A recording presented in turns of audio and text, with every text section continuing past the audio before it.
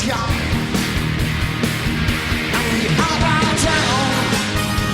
We bow down to the big wedge, and we buy ourselves from heaven, even earth. We sell our souls a big wedge. Are we sailing out tomorrow? For today, said you checked your plastic on the phone. I can see your concerto, and I change you while you're home. Your credit ratings could fall. I'm Madonna or a Bardo, a Dali or Picasso for his wall. Hey, you're looking good, looking good with big wedge. I sold you back tomorrow for today.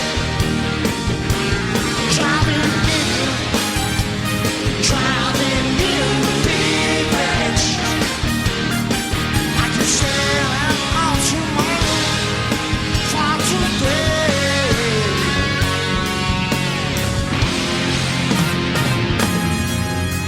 Sail the ground beneath your feet. You'll sell your oil, you'll sell your trees, your ideals and integrity, your culture and your history, your children into slavery, to labor in their factories, your mother and your family. You sell the world eventually. How? Oh, and how? And how?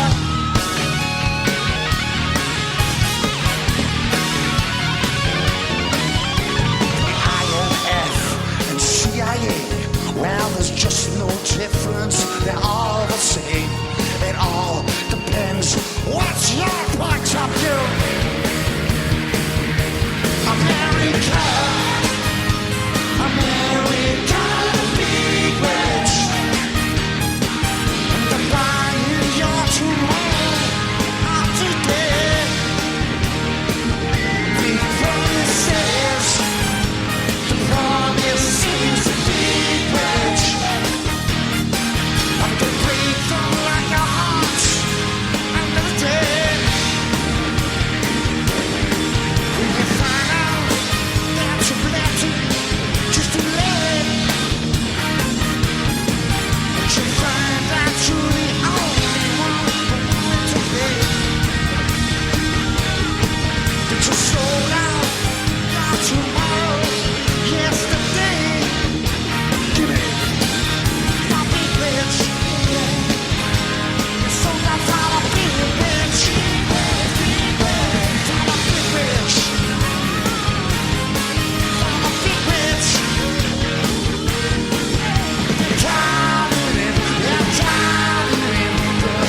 wedge. Driving in the big wedge. Give me away. Give me away.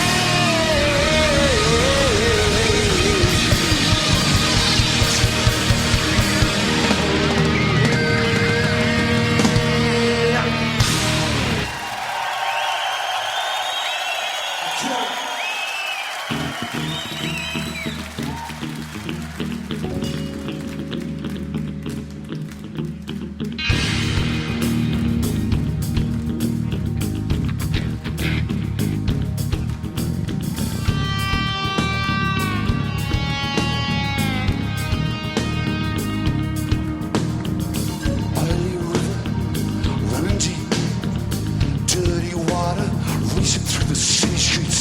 Stolen gutters, summer storms, walking wounded, stand to another dawn, marching in silence. One eye on the time, one eye on the madness around them. They don't know they're blind. His mind on the trigger, he picks up a a magazine, exits the underground, enters the scene, and checks out the world and all the moving targets. Adjusting his sights to take in moving targets.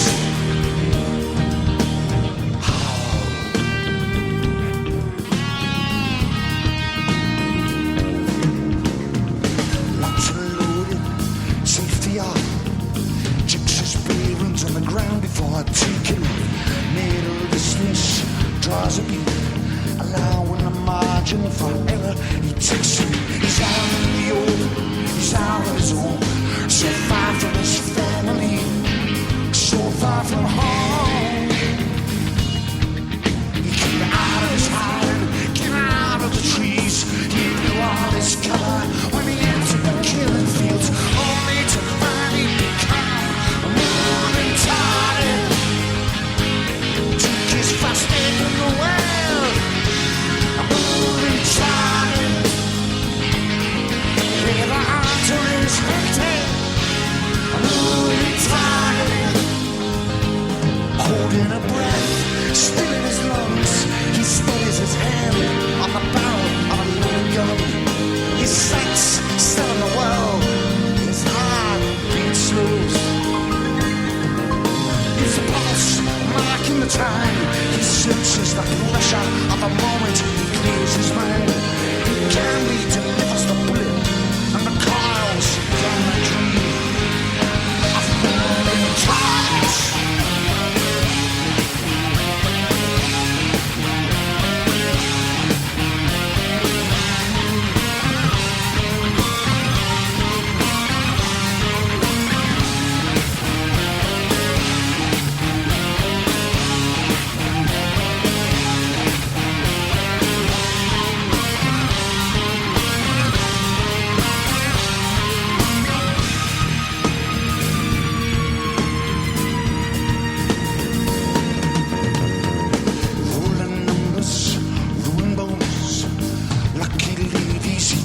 And takes them down, collecting trophies, hunting game.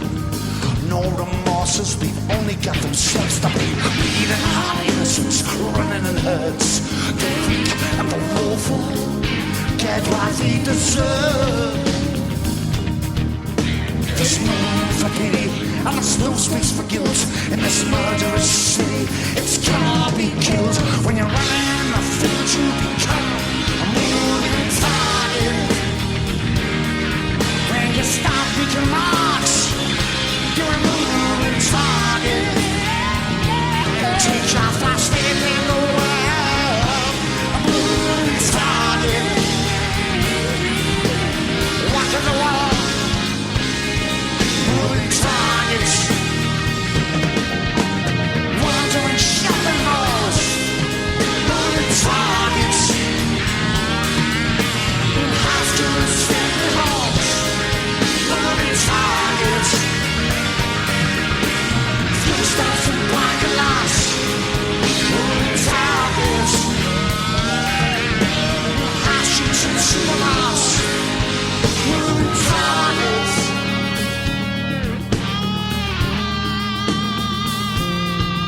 Moving targets.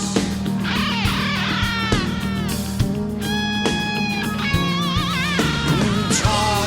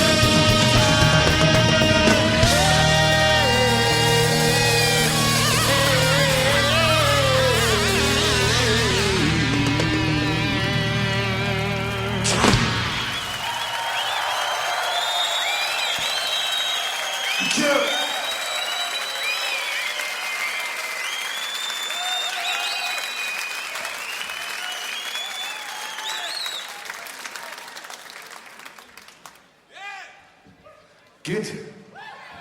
Everybody happy?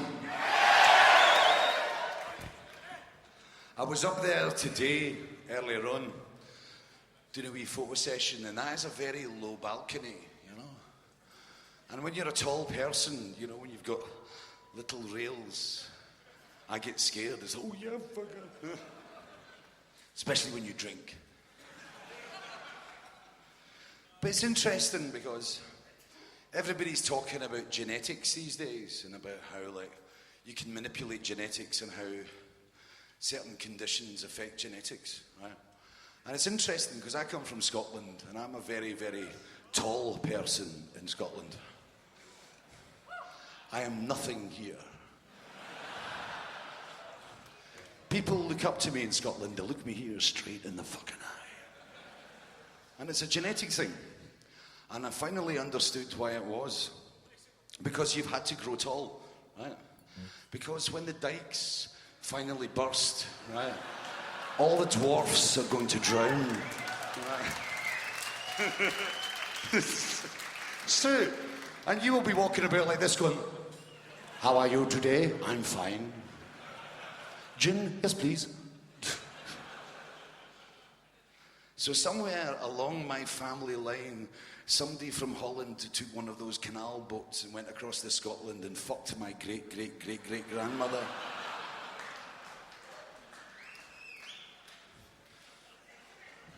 I find that disturbing. You know? Because, like, we talk the same. It's like when Scots get drunk and Dutch get drunk, we understand each other.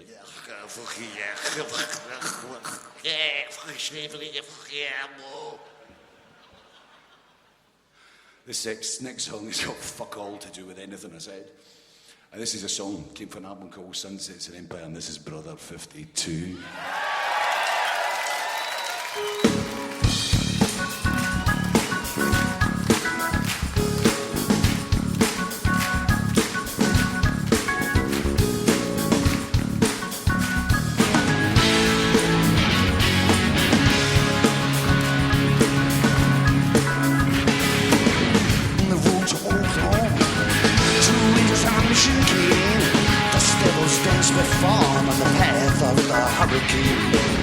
On the road to Oklahoma, through the flatlands from LA, from the shadows in that valley, from a country where the lizards play. While they told to get the radio on, well, don't you sing along, sing along, sing along.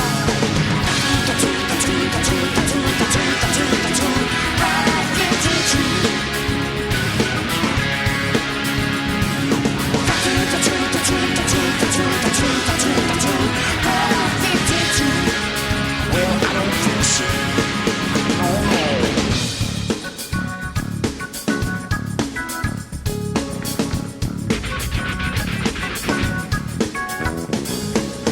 Man stands behind his shadow. Man stands behind his words. These men are together with family to defend the rights of another man's world. Most people suit against them. Most people disagree with the need for all those weapons in a safe, secure society. One man starts in another man's skin. Lovers, warriors, magician kings.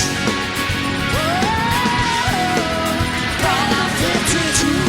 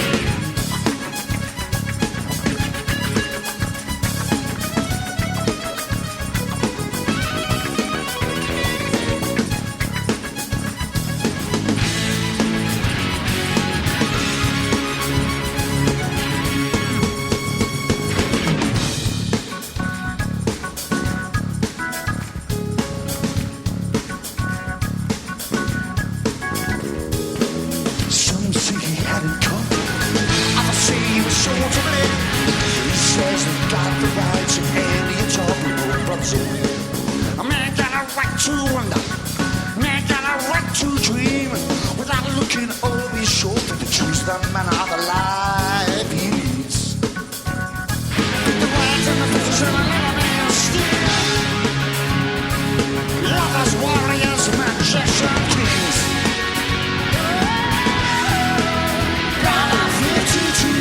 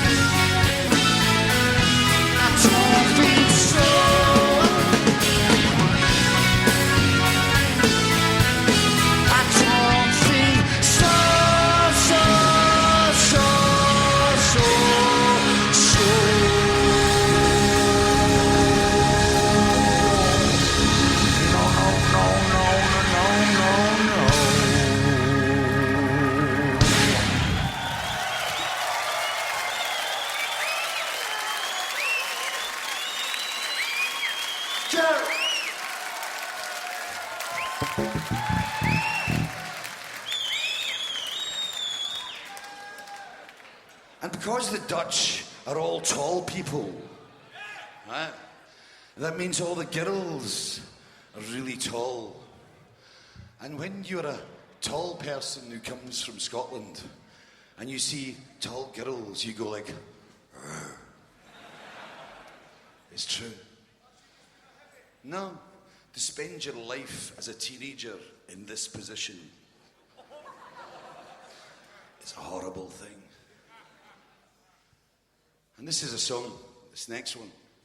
It's a song, it's curious enough, this is the first time I've ever been in Holland single, which is interesting. But this is a song. It's about being married or being in a relationship, and like, you can kid yourself on that you will never look at another person. That's bullshit. It's bullshit, right? And you look, and the little radar goes like military targeting sites. And this is a song about the question that arises in a situation like that, when two people's radars go Goldfish and Clowns.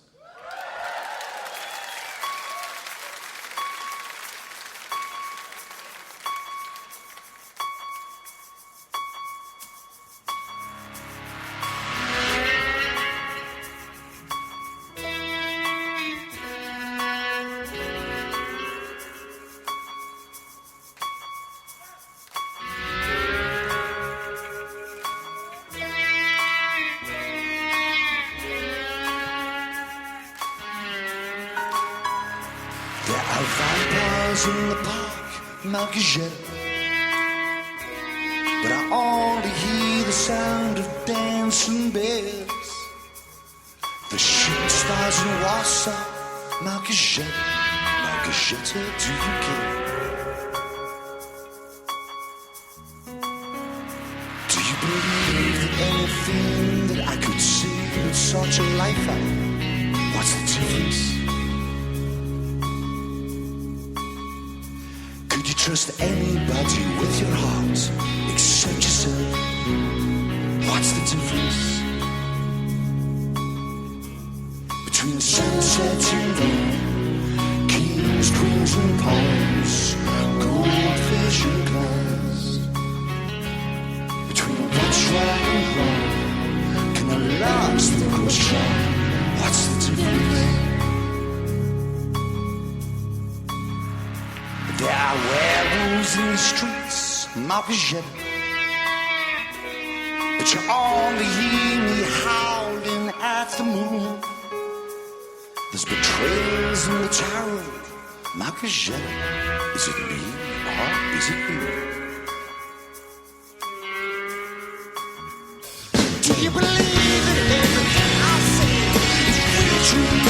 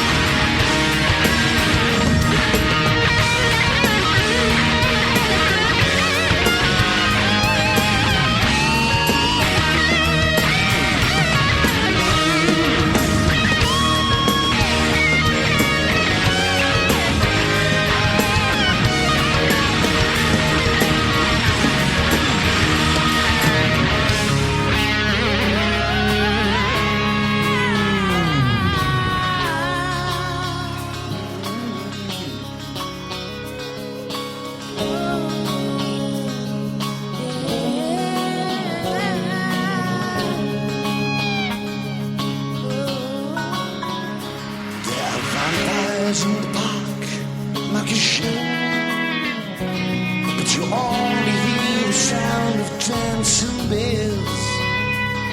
The shooting stars in Warsaw knock your shit till you can. Do you believe that everything will work out alright? What's the difference? But is it a love or is this a life I need? That's the difference. Between sunsets and dawn, kids, screams and pawns, what's the difference? Between goldfish and clowns, got lost and found, what's the difference? Between playing away, playing home, what's the difference? Between holding her close and holding on, what's the difference? What's the difference?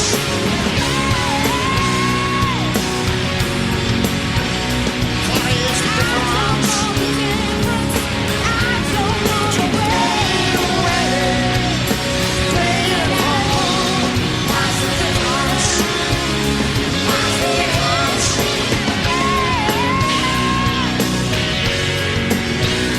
What is the difference? That's the difference. That's the difference.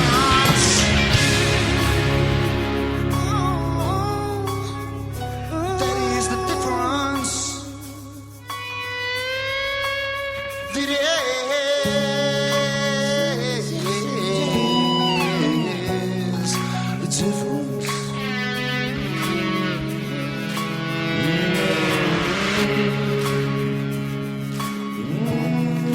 Goldfish and clowns.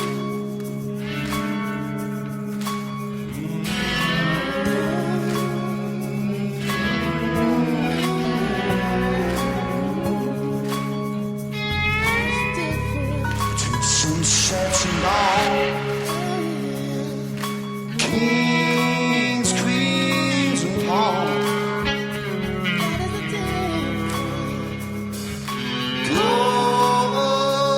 Goldfish and clowns.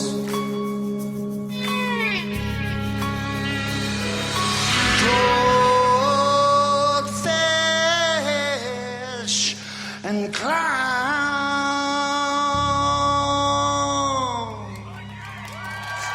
That's the difference.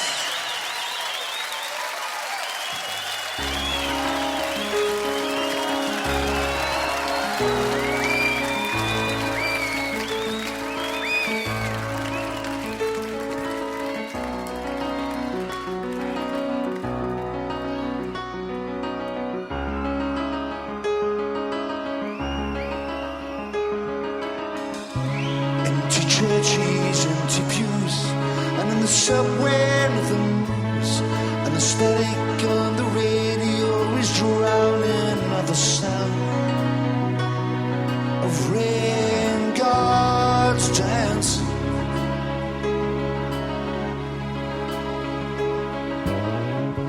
Empty playgrounds, empty bars. I can't remember how it was before the flood. Then all I had to do was simply recognize a love that's trapped inside.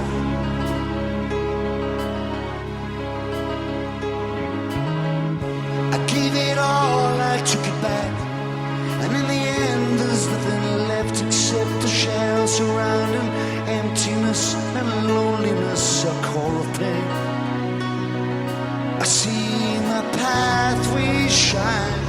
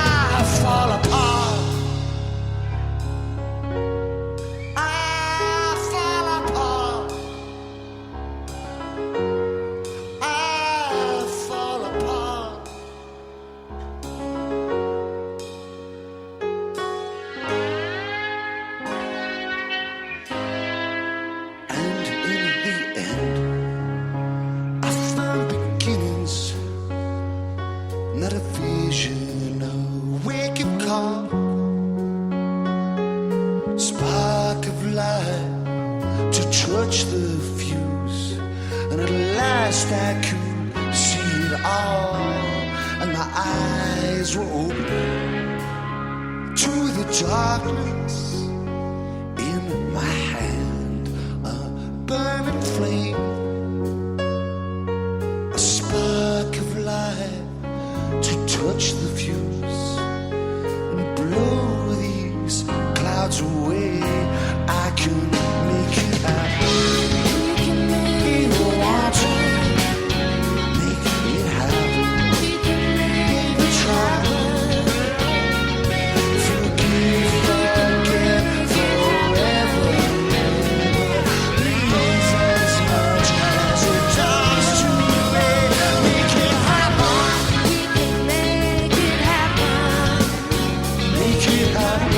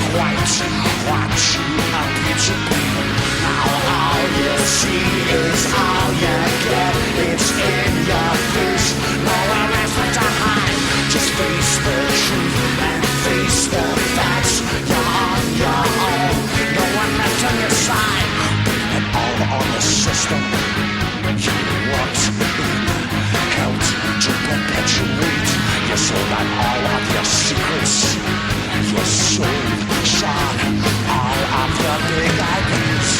You were flying to high, a killing world that you never come out. You were sliding loose, lost sight of the ground. Didn't think that you ever would fall. A fool on the wing, too close to the sun. You ran down and dropped out the sky. Everyone said that anyone cared. No one remembers your name. Come on.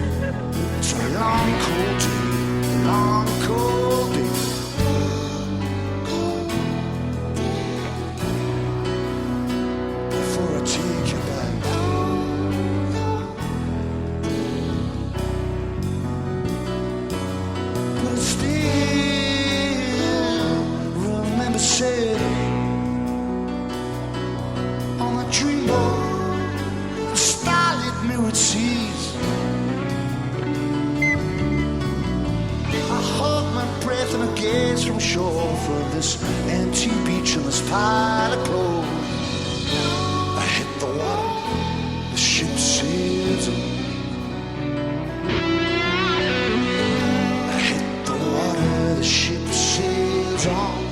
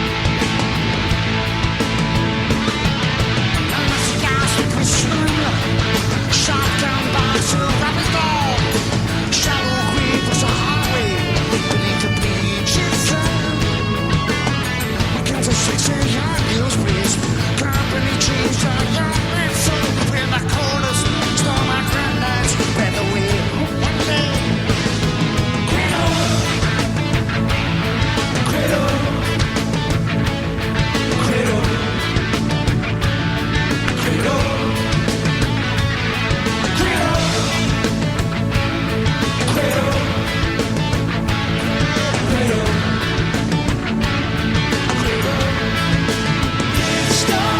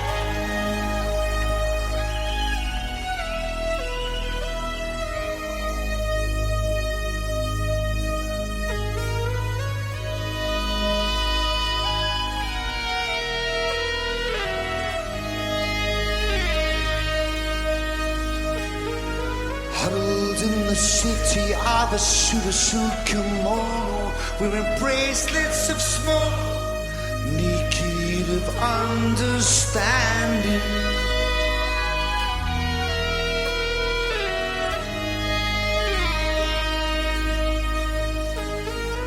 Nicotine spears, long, long dried tears, invisible tears. Safe in my own words, learning from my own words. Cruel joke, cruel joke.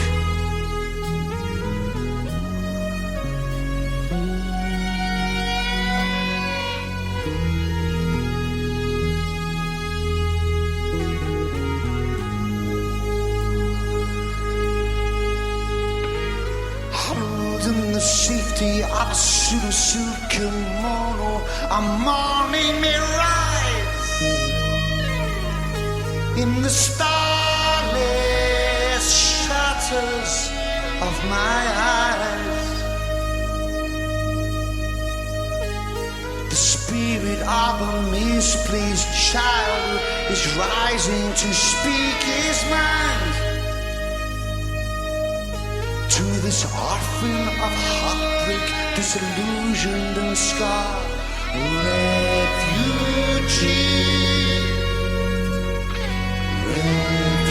refugee. Safe in this sanctuary, oh so safe.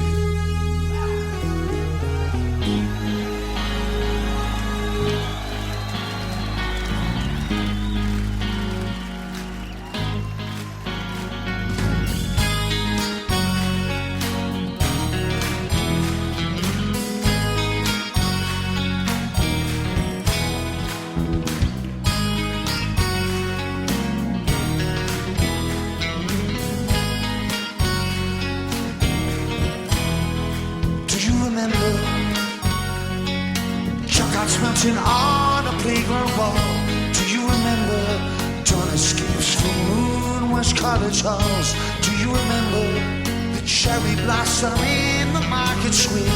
Do you remember I thought it was confetti in a head? By the way, didn't I break your heart? Please excuse me, I never meant to break your heart.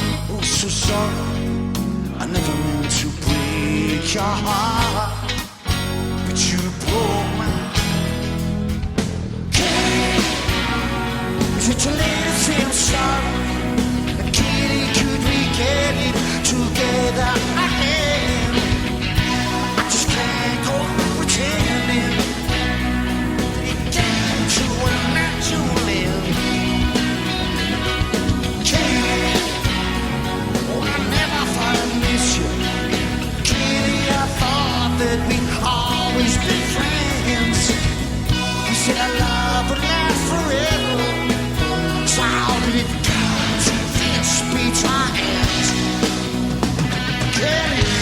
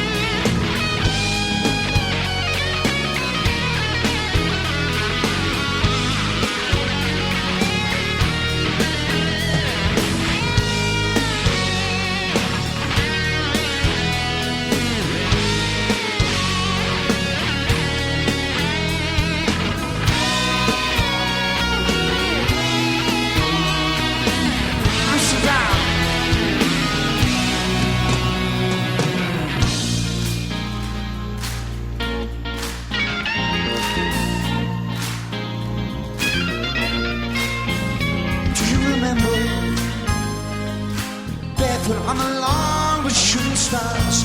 Do you remember blood on the floor in Vantsis Park? Do you remember dancing dancing in stilettos in the snow. Do you remember? You never understood I had to go. By the way, didn't I break your heart? Please excuse me, I never meant to break your heart. So sorry, I never meant to break your heart, but you broke mine. I just wanna say I'm sorry, but Kayleigh, I'm too scared to pick up the phone to hear you find another lover to wash up our broken home. Kayleigh, if you try to make that love song, Kayleigh, it's more important to me now you're gone. Maybe it will prove that we were right, or that I was wrong.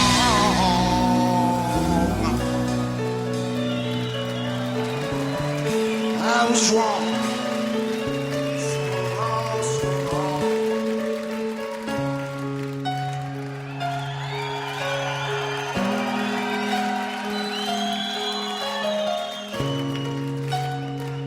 Yeah, yeah, yeah, yeah, yeah, yeah, yeah, yeah, yeah, yeah, yeah, yeah. Okay.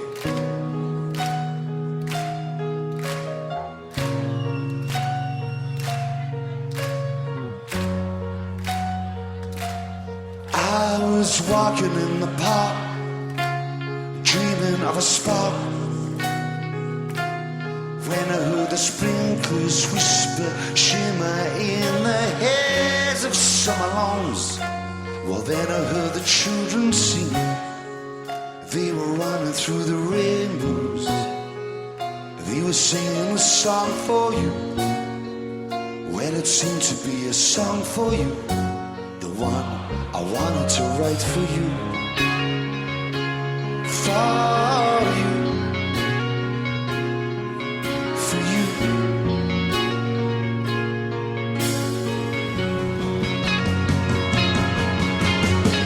Lavender's blue, daisy, lavender's green.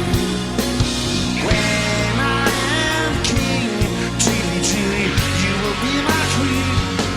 A penny for your thoughts, my dear.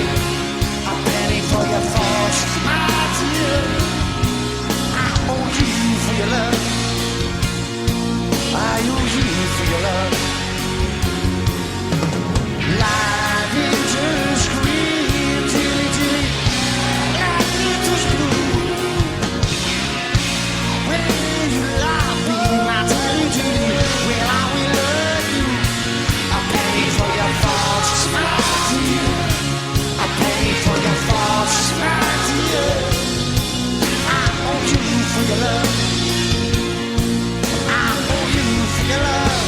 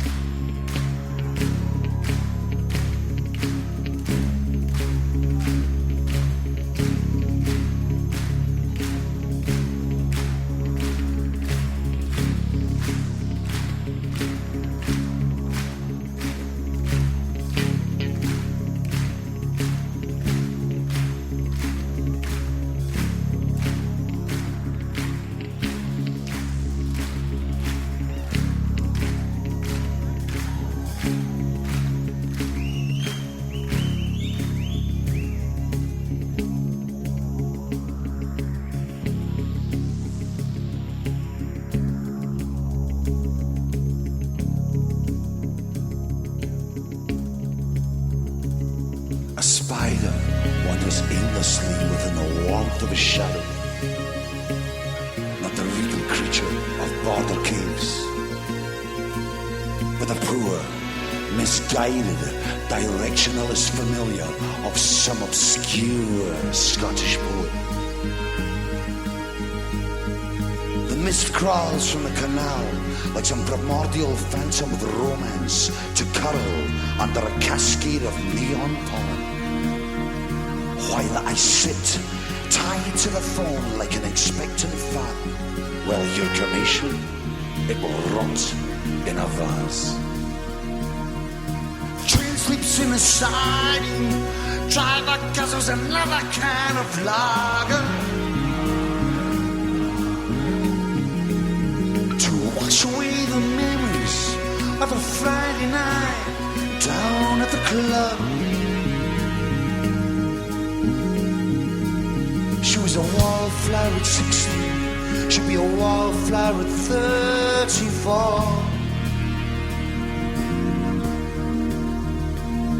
Her mother calls her beautiful, but her daddy said a whore. It looks like rain.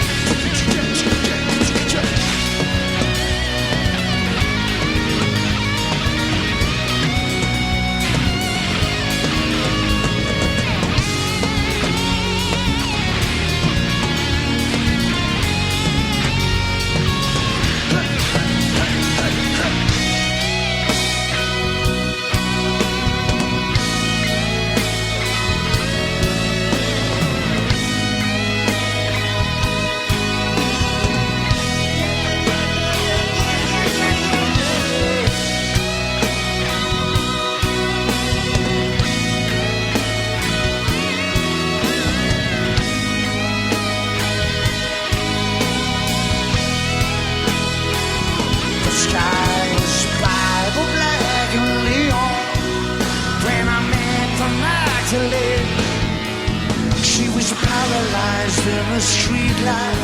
She refused to give an end.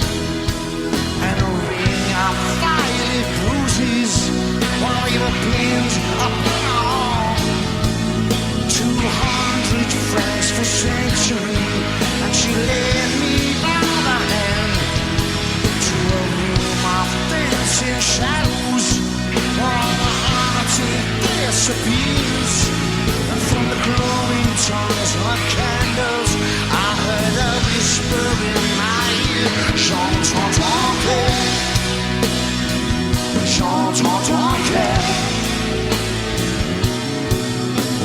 I can hear your heart, I can hear your heart, I can hear your heart, I hear your heart, I can hear your heart.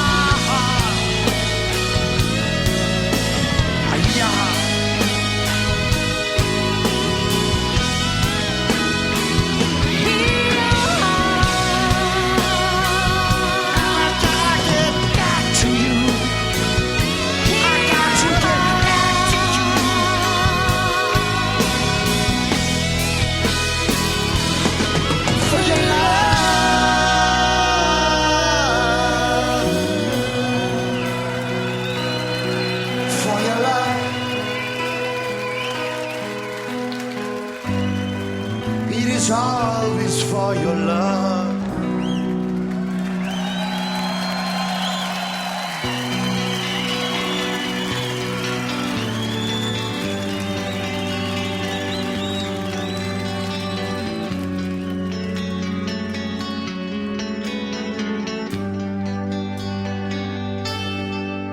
It's getting late for scribbling and scratching on the paper.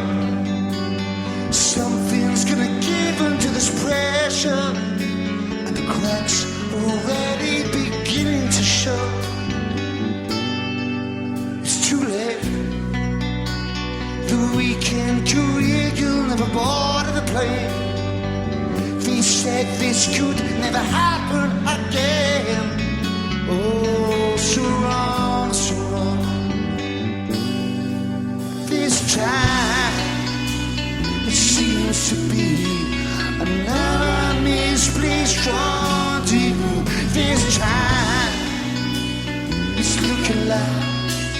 another misplaced rendezvous with you. The parallel of you. Could it be you? Could it be you?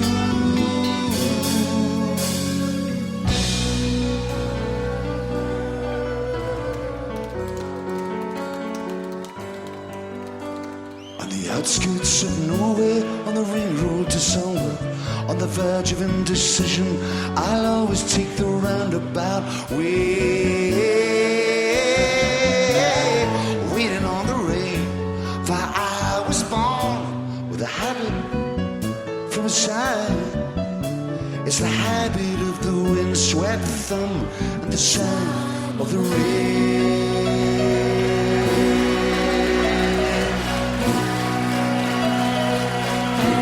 Rain on me.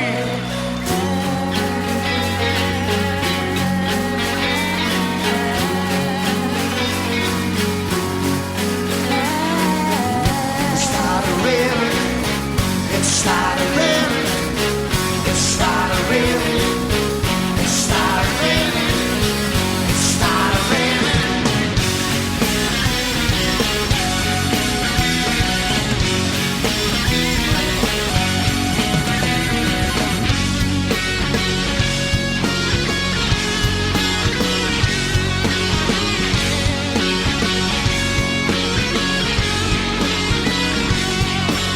Black boys, leave the black boys, bombing cops and Lothian. Black boys, leave the black boys, bombing cops and Lothian. Black boys, leave the black boys, bombing cops and Lothian. Oh, these cops and Lothian.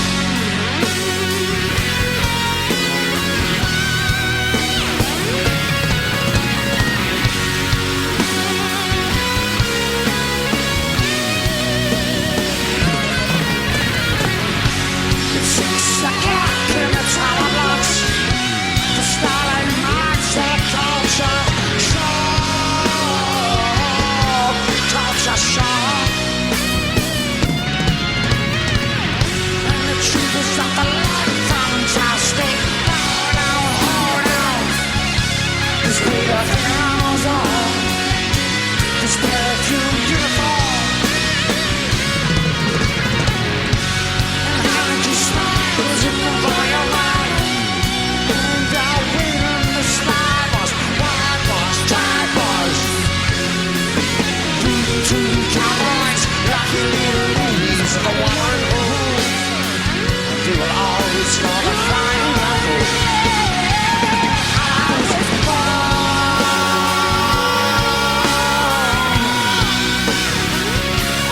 Hearts and Lothian.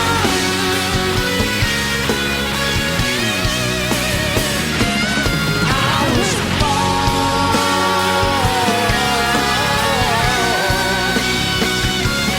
Hearts and Lothian.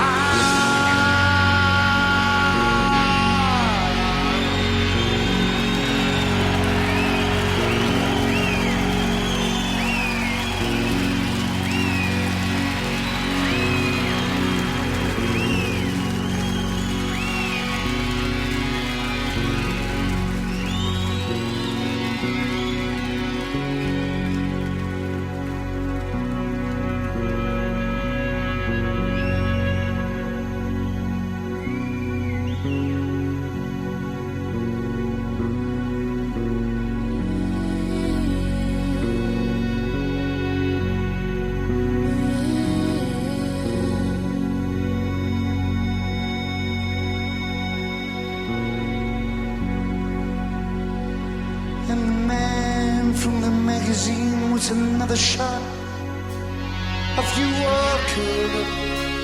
'Cause you look like an actor in a movie shot, but you're feeling like a wino in a parking lot. How did I get in here anyway? Do we really need another playback of the show? 'Cause this white boy wants to head for the watering hole, watering hole. Let's go. Please let us go. Let us go. Let us go.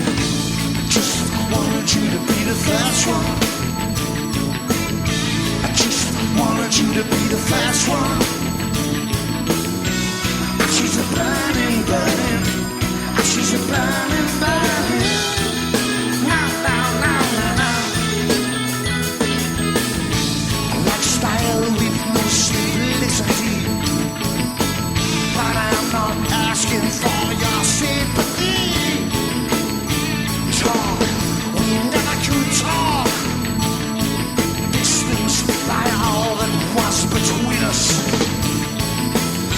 I walk off a backstage, a creature of language. I'm so far out and I'm too far in. Just wanted you to be the first one. Just wanted you to be the first one. Bridges are burning, burning. Bridges are burning, burning. No, no, no, no, no.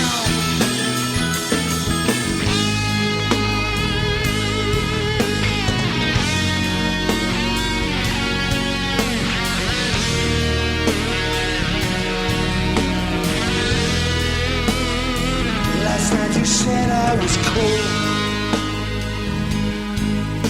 untouchable, a lonely piece of action from another time. Well, I just want to be free. I'm happy to be lonely. Can't just stay away, stay away. Just leave me alone with my thoughts. I'm just a runaway. Oh, just a runaway. I'm saving myself for you.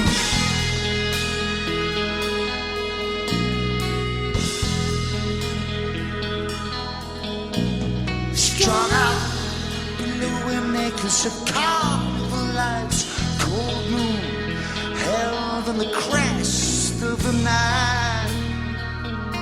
I am too tired to fight, so now we're passing strangers at single tables, still trying to get over, still trying to write love songs for passing strangers. All those passing strangers and the twinkling lights, all those twinkling lights sparkle with the wet ink on the paper.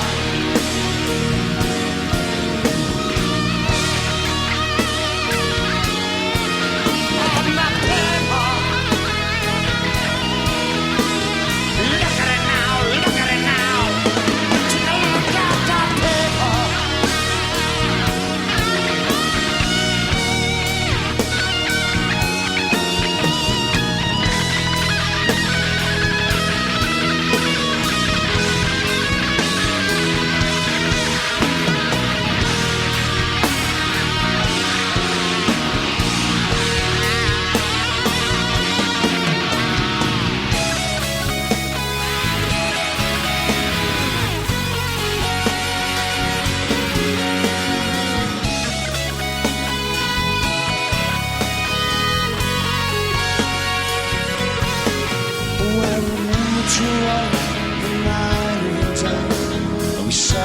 Cried on the phone, used the first of our own, first of our own. Some of us go down the blaze of obscurity, some of us go down in a haze of publicity. It's the price of infamy, the edge of insanity. Another holiday, another temporary home, and an interview would threaten me with a microphone. Talk to me, won't you tell me your story? Won't you tell me your story?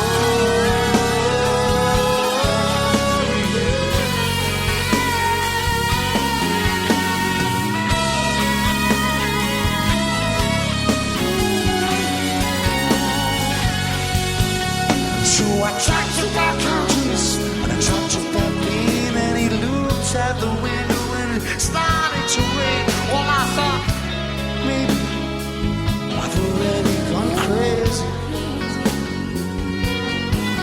So I reached for a bottle, you reached for the door, and I picked up the sleeping pills crushed on the floor, inviting me to a casual obscenity.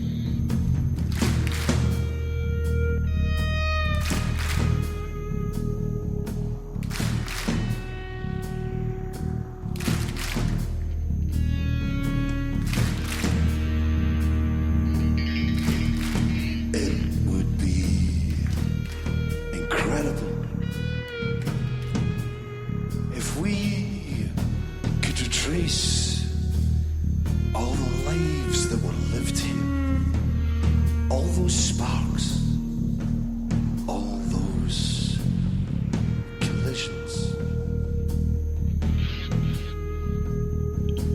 all those collisions.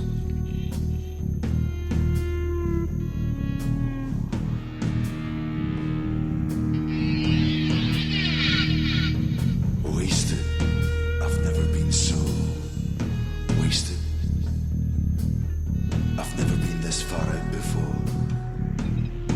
Perimeter.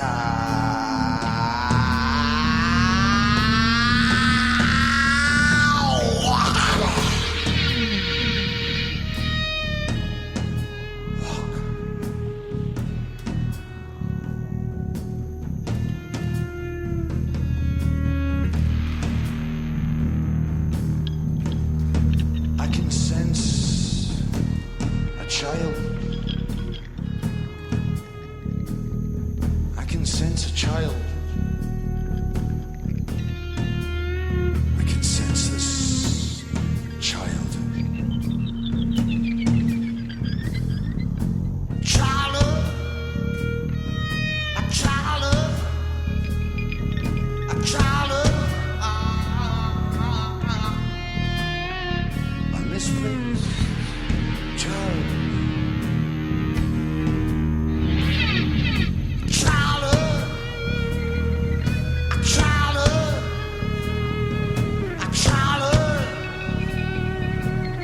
Can you sense this misplaced child? Child, a child, a child. Can you sense a misplaced child? A child, a child. Charlotte, a child. Oh, please, let it get to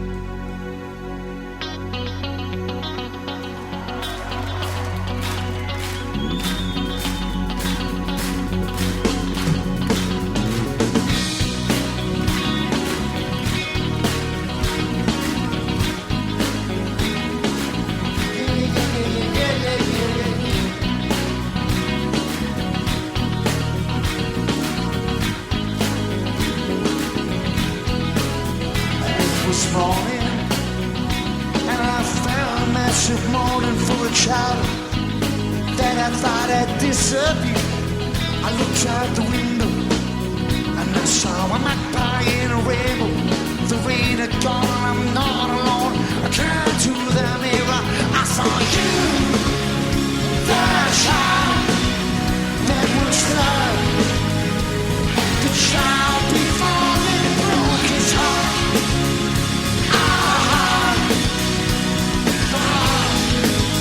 That I believed was lost.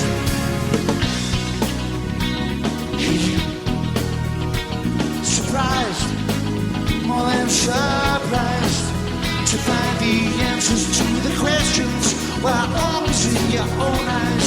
Do you realize that you could have gone back to her, but that would only be retracing all the problems that you ever knew?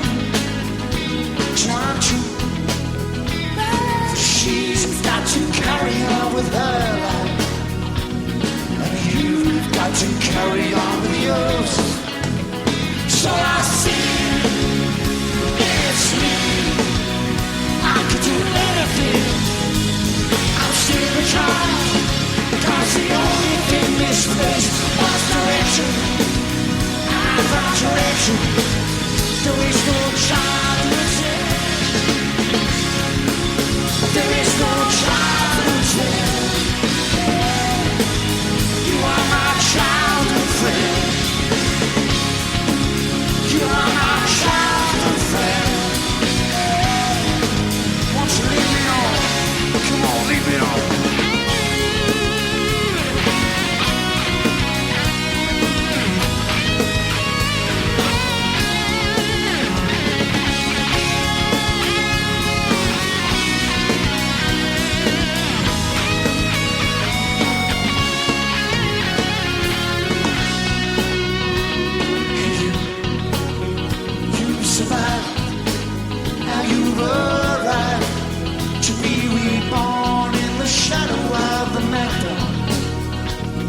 You realize that you gotta get out of here. You found the leading light of destiny, burning in the ashes of your memory. You wanna change the world. You designed yourself to die a broken rebel, but that was looking backwards. Now you found the light. You, the child that was loved, child before it broke his heart.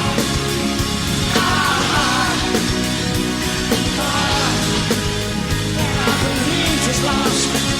So I see it's sweet. I could do anything. I'm still the child, cause the only thing misplaced was direction. And I found direction. There is no childhood sin. There is no childhood sin. There is no childhood sin. I am your childhood friend. Won't you leave me on? Leave me on. Leave me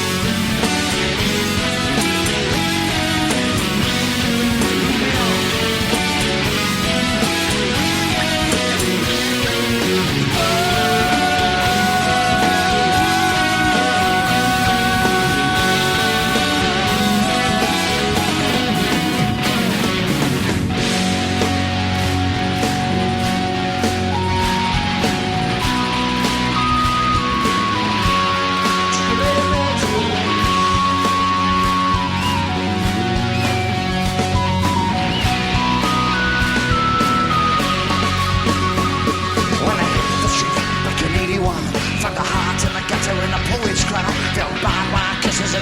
Tears. Where had I been for all these years? Some political intrigue, political lies, going to wipe those smiles of self-satisfaction from my eyes. Cause I will wear you with fear, carry you with flat. We swear I have no nation, but I'm proud to own my heart. I will wear you with fear, we'll carry you with flat. We swear I have no nation. so proud. 'Cause I hold my heart so proud. You told me that uniform, we had no disguise. Dividing we stand, together we rise. Of a daily children, Jerusalem children, blacked out children, Damascus children, New York children, London children, Amsterdam children. Sing. I will wear your feather, carry your flag. Swear I have no mercy, but I'm proud to hold my heart. Come on. I will wear your feather, carry your flag. Swear I have no mercy, but I'm so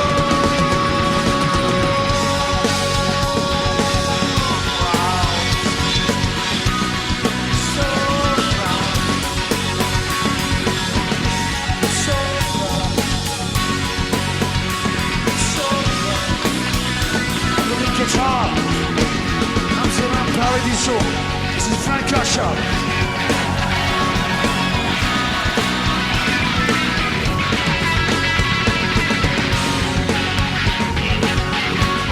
On the guitar, stage one, I'm the Trill.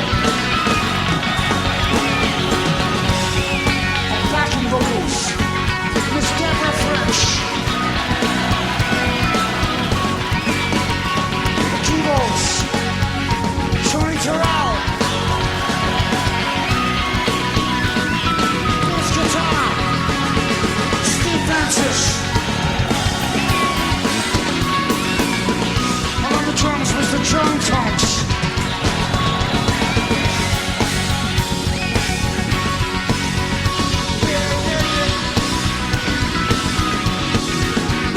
I will wear your feather, will carry your flag. Will swear I have no nation, but I'm proud to hold my heart. I will wear your feather, will carry your flag. Will swear I have no nation, but I'm so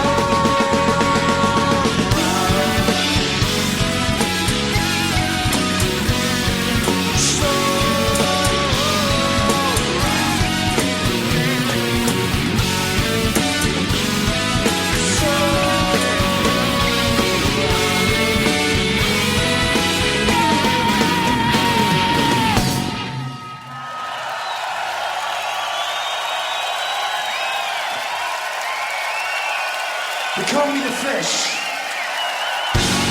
So proud to be here. Thank you, Amsterdam.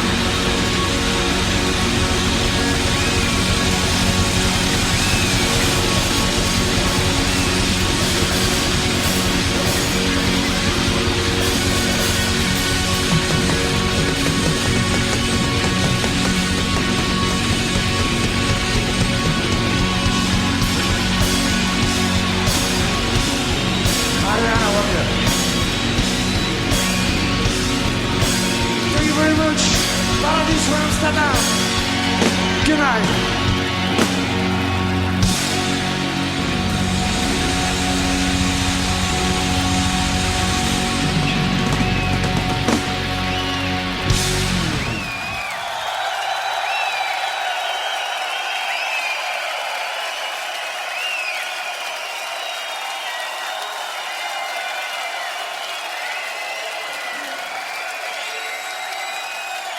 Thank you.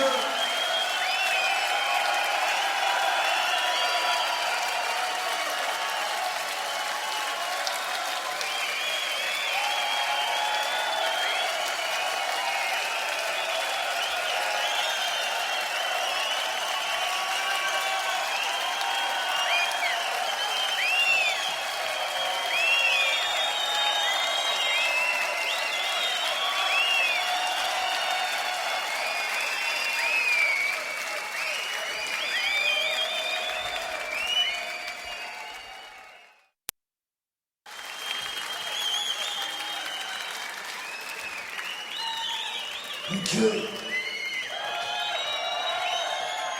This is for an old friend of mine.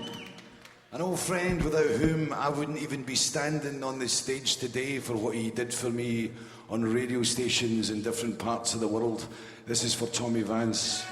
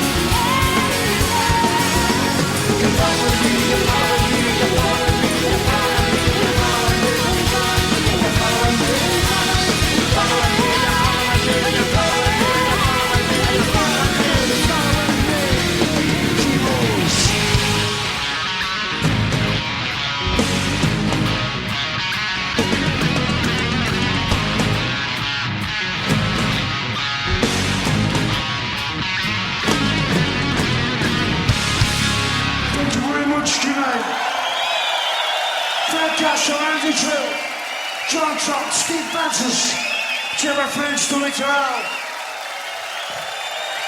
You've been fucking beautiful.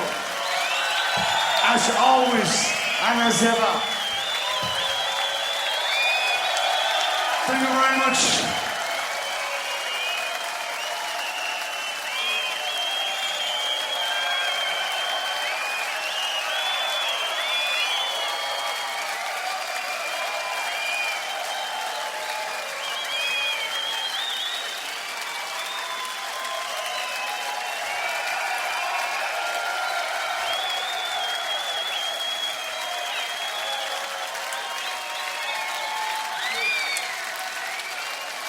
Very much.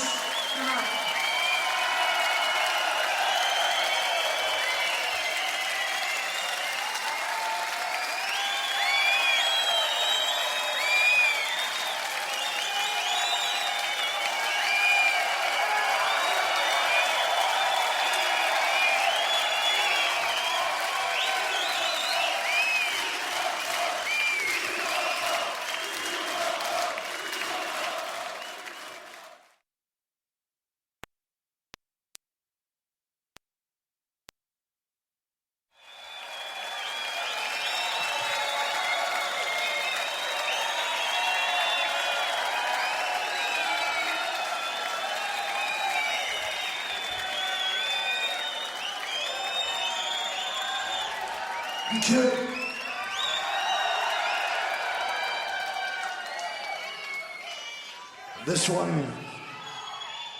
This song isn't actually rehearsed, so you take what you get. Band on its toes, attention!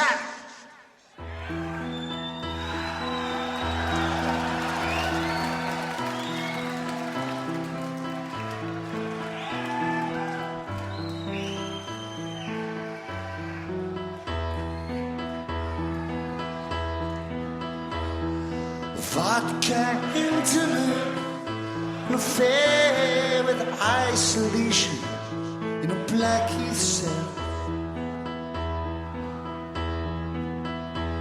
Extinction of fires in a private hell, provoking a heartache to renew the license of a bleeding heart poet in a fragile capsule, propping up the glitter conscience. Wrapped in the crisping shawl of a hangover, baptized in tears from the real. These are tears from the real.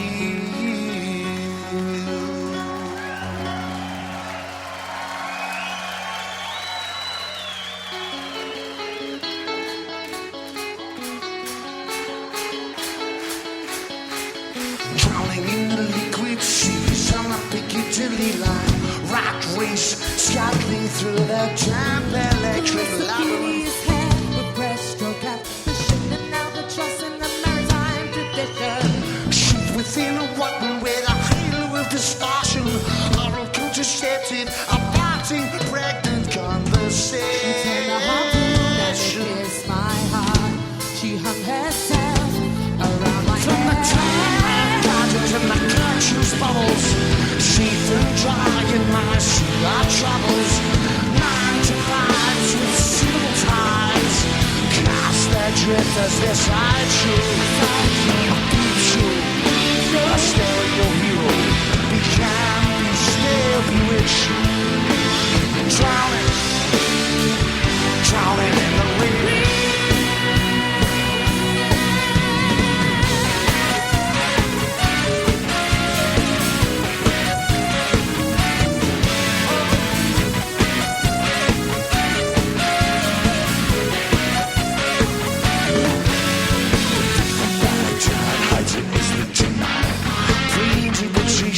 Sacred car. I'd never see a romance from a twilight world. The tally of our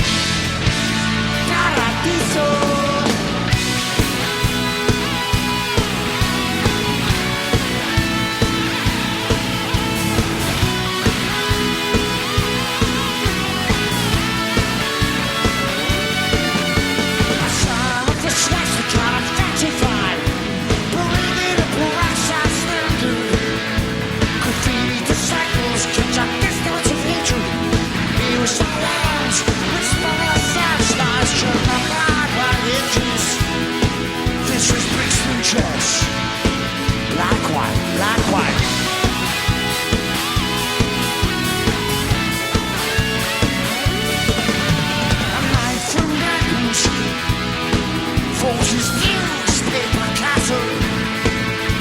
A creature of habit. There's that bongo's cry. You feed with old soldiers in the Kingston roller car. And then come a hot bomb. Fucking Chinese Rastafari.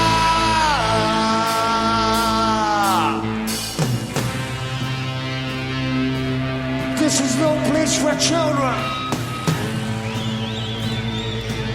This is no place for children.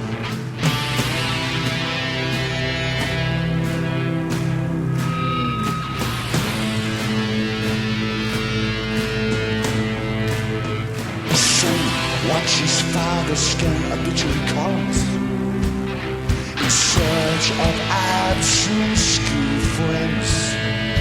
While a generation digests high-five ignorance, cowering behind curtains and the tapes of painted windows, decriminalize the genocide. They provided us with Dr. Torgelsons, Pandora's box of holocausts, gracefully cruising satellites and crested heavens, waiting the season of a battle. That's what I'll tell about my question. Radioactive bathrooms of all the flesh for the time.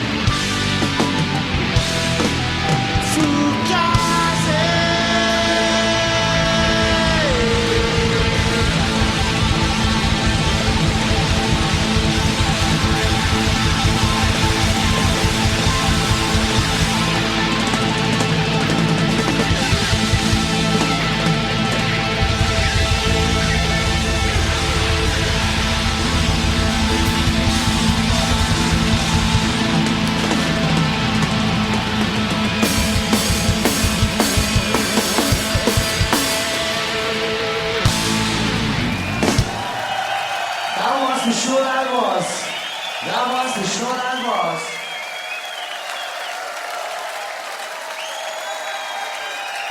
Thank you. It's great, man.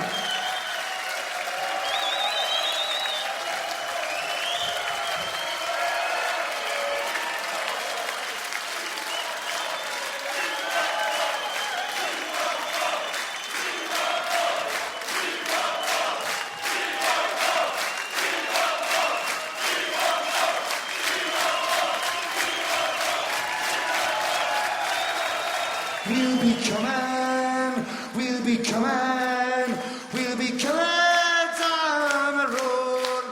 When you hear the noise of the Tartary boys, we'll be coming down the road.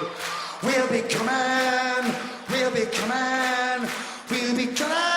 down the road. When you hear the noise of the Tartary boys, we'll be coming down the road. We'll be coming down the road. We'll be coming down the road. Paradiso Amsterdam, you've been absolutely beautiful tonight. Thank you very much. Good night. Take care. Stay alive.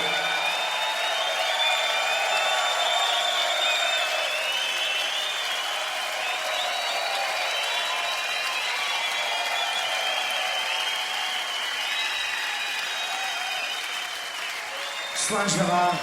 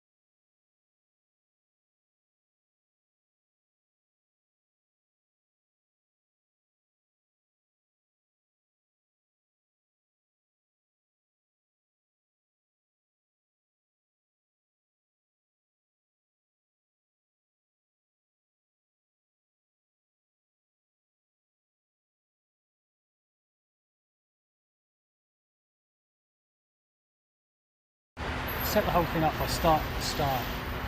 You've made the Fugazi record, been on tour, everything had happened quite quickly for you at that point. What was your sort of physical and mental state as you went into the writing part of the album again? It wasn't just that we'd finished the Fugazi record, because we'd actually gone into a situation where we recorded Reel to Reel after that, and Reel to Reel gave us an extension on the touring, and Fugazi had just started to fan the flames across here in mainland Europe, just started to. But when Reel to Reel happened, it gave us, as I said, an excuse to go out and kind of further the touring, and it was a really good live album, and it was a live album that kind of brought really the first two albums together in a lot of people's heads. So I mean, I was in this state where I was kind of perpetually on tour. I had no home then. I had no home down in London. What I was doing was I was living in, I had occasional digs. But in reality, I was living with my girlfriend, who was called Kay, and I'd just be given the keys to the sweetie shop.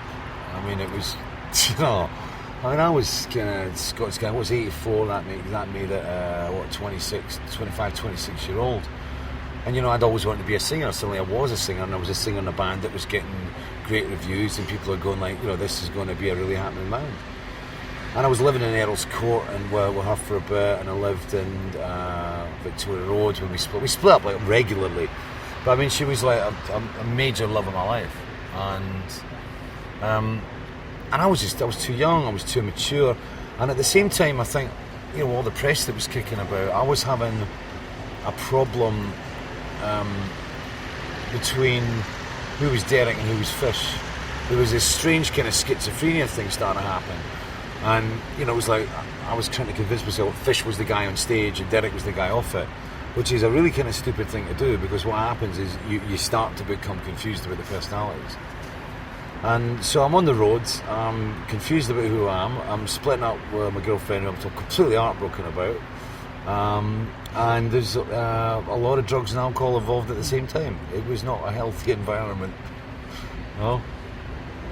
Yeah, I mean, it's probably not an unknown state for people who are becoming successful musicians to have this transitional period, is there, where kind of what you would call old or home-based relationships transfer, and you kind of essentially you're having to leave those behind, you're having to leave those people behind and that way of life behind, and you're moving on to something else. And do you think there was a kind of element in those meaning what you were leaving behind? Yeah, I mean, I was unsure. I was really nervous. I mean, you know, I was dealing with a lot of situations that I'd never dealt with before. You know what I mean? And there is always that thing in the back of your head as a musician. I remember talking to Mosley about this. He used to say, like, we're going to get caught out one day. You know, it's like, it's a bluff, you know. And basically, you know what you're doing as a singer and stuff. It's like you're kidding on. One day, it's like somebody's going to go and we've caught you, we've sussed you, right? And there was always that feeling about it, and it's like, you know, everything's going so well and everybody's writing up some great things. And on top of that, I mean, I was having to deal with a lot of relationships as well.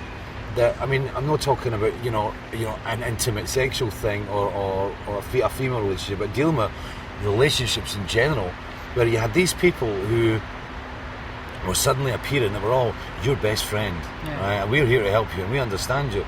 And so you were continually having to evaluate people on the balls of your feet, you know, and you were getting into situations, you were being led into situations, you know, and you know, you're gullible, you're immature, you know, and at the same time you're kind of, you know, wide-eyed and legless, you know, and that, you know, you're willing to take on board this kind of whole hedonistic kind of cavalcade of friends, you know. And as I said, I mean, with Kay especially, I mean, Kay was, you know, I mean, she was the person that Derek really wanted to marry, you know, but she wasn't the person that Fish needed at that point in his career. And, you know, from a professional standpoint, Misplaced, there was the pressure on us to deliver the third album. You know, okay, you've done your kind of difficult second album, right? Because, again, script had been written, you know, long before the EMI contract. And Fugazi, half of it was written before the EMI contract. But Misplaced was being written within the EMI contract. And we had to deliver. You know, we'd done well on script, we'd done well in Fugazi. Reel to Reel had done exactly what it was supposed to do, was consolidate the two albums and get us a further bridgehead into Europe. And we had to deliver the album. And the record company wanted a single. And that was the bottom line. They wanted the single. And we wanted to do a concept album. And because we were arrogant little munchkins. And I think, you know, we'd all been brought up on progressive rock, we'd all been brought up on this kind of, the dream of kind of doing our own Dark Side of the Moon or whatever, or whatever. And we wanted to do this, you know, let's write a concert album. And then, I mean, in reality, I mean, writing, putting the music together bit by bit by bit and joining all the bits together is a lot easier than sitting down and writing kind of 12 songs with bridges and choruses and things and keeping it all together. And it was lucky that, you know, Mark and Steve came up with a couple of really great themes. You know, there was like, you know, the Lavender theme come up, and, you know, which kind of hinged quite a few pieces of the album together. And after that, it was just joining the bits. And I had the lyrical idea. You know, it was like when we decided to do the concept, before we went in and started putting all the, before we started putting all the bits together in the rehearsal studio, I went through this, you know, this night in my house. I mean, it was a really strange night. I mean, I was, you know, Kay and I had split. By this time I'd bought a house in Aylesbury, so I had my own pad. And it was just me. And all the other guys went back to their wives and their girlfriends, and I was left on my own, you know. And it was really strange at the time. And you know, you come back and all you had left with the pub, and you went, you know, when you came off the road, you were away from the road crew, you were away from the circus, you know, and it was it used to get quite depressing, it was quite sad and lonely, which, you know, was like, you know, cue kind of esoteric abuse, so to speak. And somebody had sent me down some white lightning acid, and I hadn't done it for about 4 years or something, and it was like, and I thought, what am I going to do tonight?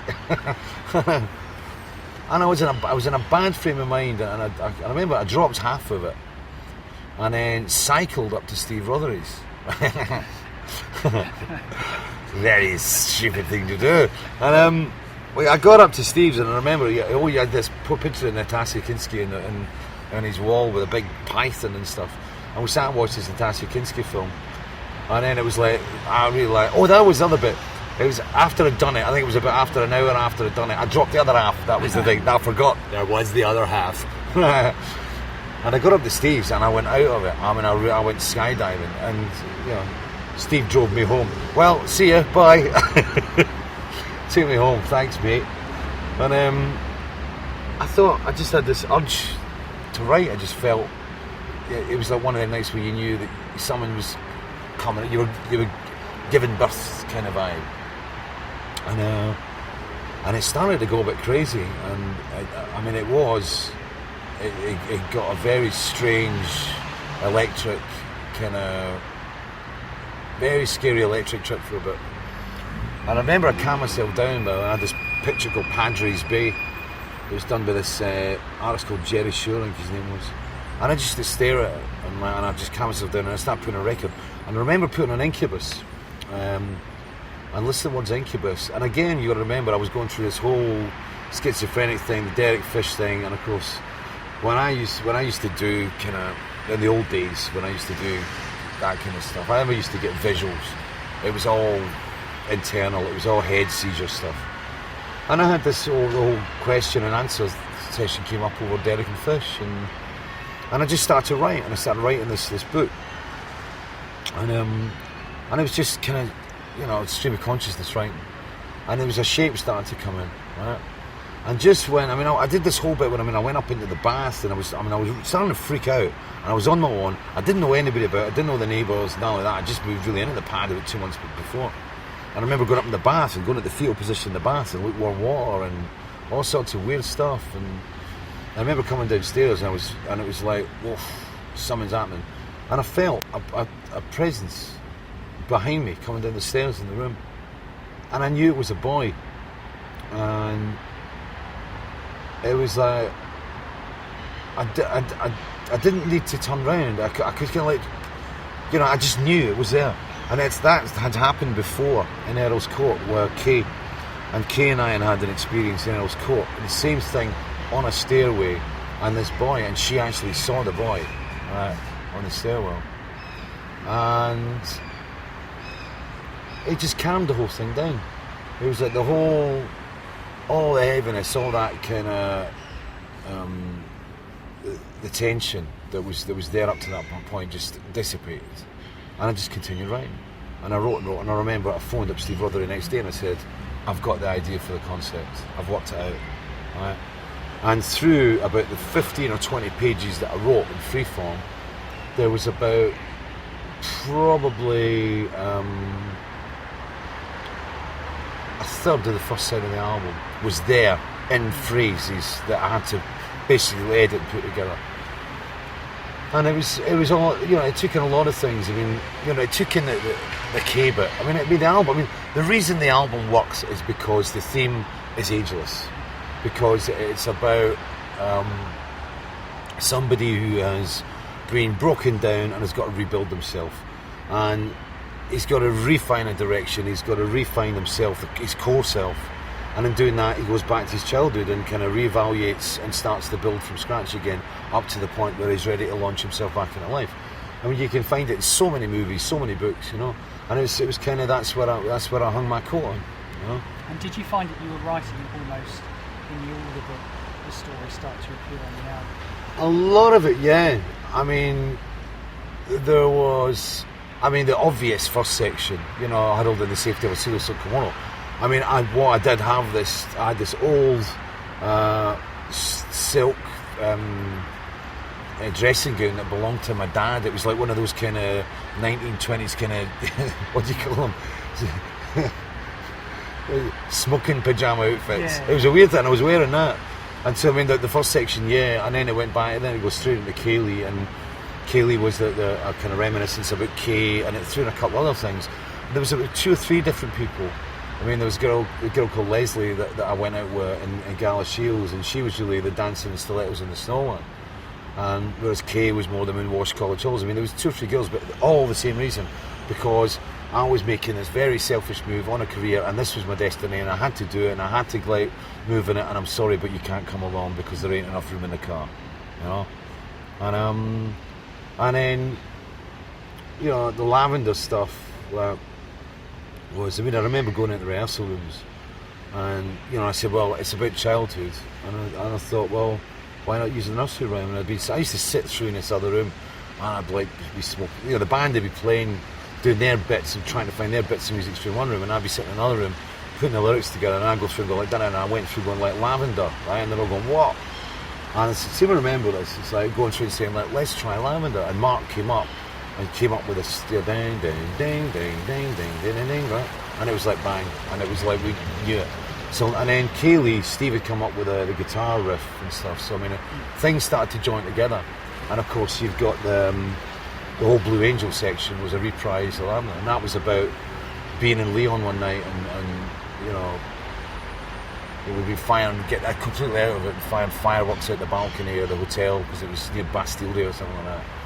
And I'd ended up, you know, in this kind of relationship with this person, and it was like, and she turned around and it was like, you know, j'entends ton cœur. I said, what's that?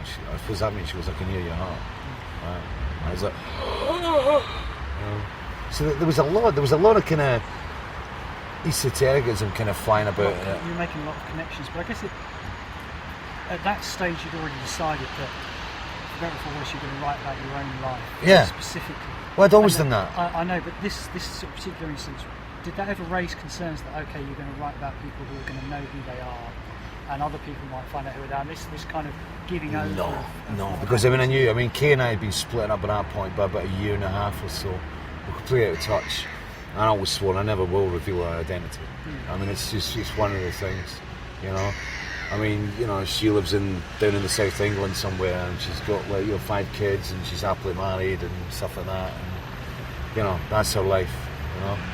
And you know, we met once, and so happened, and it was really strange. And she'd never heard the album either, which was quite bizarre. Did she presume you knew it was about her? She'd never heard the album. Or except what's the I don't want to hear a fucking album that's written about a period that really upset me for. Oh. She didn't even know she was going out with you. Yeah, but I've always kept it, and I've never betrayed her identity. Yeah. You know, and she was the only one, and the same with Leslie. Nobody knows these people. And there's the Leon. There's no mentions. Some people that are involved in the album don't even know they're involved in the album. Yeah. You know, Yeah. but I mean, I wouldn't say. I mean, apart from Mylo, who was John Mylo, who was the drummer in Rage, who died in the car crash in Spain. I want to come to that in a bit, but talking about the opening section of the album, we've got Kayleigh and Lavender, and then you come to the section in Leon with what you call. Well, there's the cut Magdalene first. and- There's the first stuff. You got Lavender, and then it goes Lavender, which is kind of like you're sitting there in the beautiful park. And I used to do that. I used to go. I was such this doggone romantic fool. I used to go walking in parks, and I'd be convinced that I'm going to meet somebody, and the person that I'm meant to meet is walking on this planet somewhere, and we are meant to meet up, and we're going to meet up somewhere, be it in a cafe or be it in a thing. I'm going to meet the women that I completely love, my ideal dream woman, my Dudley Moore 10, my kind of, you know, my Helena Troy, whatever you want to call it. And it was like the park, and I used to go walking in parks thinking it's going to happen, you know, and just see, you know, and it didn't happen. You know? And Lavender became very strong in Berlin, because I remember, you know, the song was particularly poignant in Berlin. And I always think about walking around what was the old embassy section, which was where we filmed the Kayleigh video, Yeah. you know.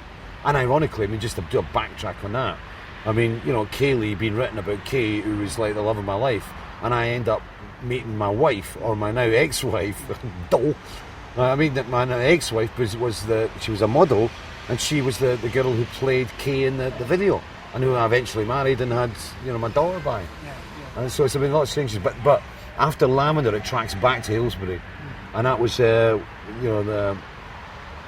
was a spider wanders aimlessly within the warmth of a shadow. You know, I mean, that was back there. We were back in Tripsville then. You know, we're back in the room. We're back in the kimono. We're back in like the inter-tour shite. You know, and then from there it kind of flips into kind of going out and tour again. I mean, you could just about have had. You know, it's like the Doors track. What is it? Texas, blah blah blah. Texas and the big beat. Yeah. You know, I mean, you could actually have the crowd kind of roar at the beginning of that bit where it goes into that kind of salsa rhythm thing, because that was kind of let's get out there again. And as soon as you went out there again, it was like you're back. I went back into the bit that we named after the movies, because that was what it felt like. You felt like you were living in your own movie. And it was Lost Weekend, Dreamland about the alcoholic. It was Blue Angel being about the, ironically the Berlin hooker, and then into that kind of edge of things. But I mean, what I was trying to get at was this transition from a kind of intentionally quite romantic opening with Kayleigh and Lavender, the kind of person you were, to the point where you're in Leon with, as the lyric implies, like a prostitute. Yeah. You've gone with a prostitute. Because I was trying to find it again. It's actually quite shocking at that moment. You've gone from this intensely romantic opening into, okay, here's someone else entirely. This is something entirely different at that point. Yeah, because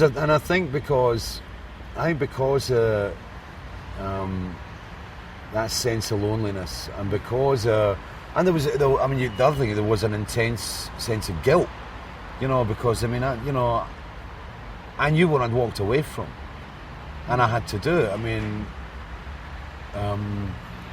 I knew what I was giving up, and it was a bit, the cliched, devil at the crossroads vibe, and yeah, and then again it was, when you left, once you left your little sanctuary, once you left your sanctuary and you got your back on the tour bus and you went out on the road again, it was like, here we go, plunge into these stairs, I'm coming at you, 3D.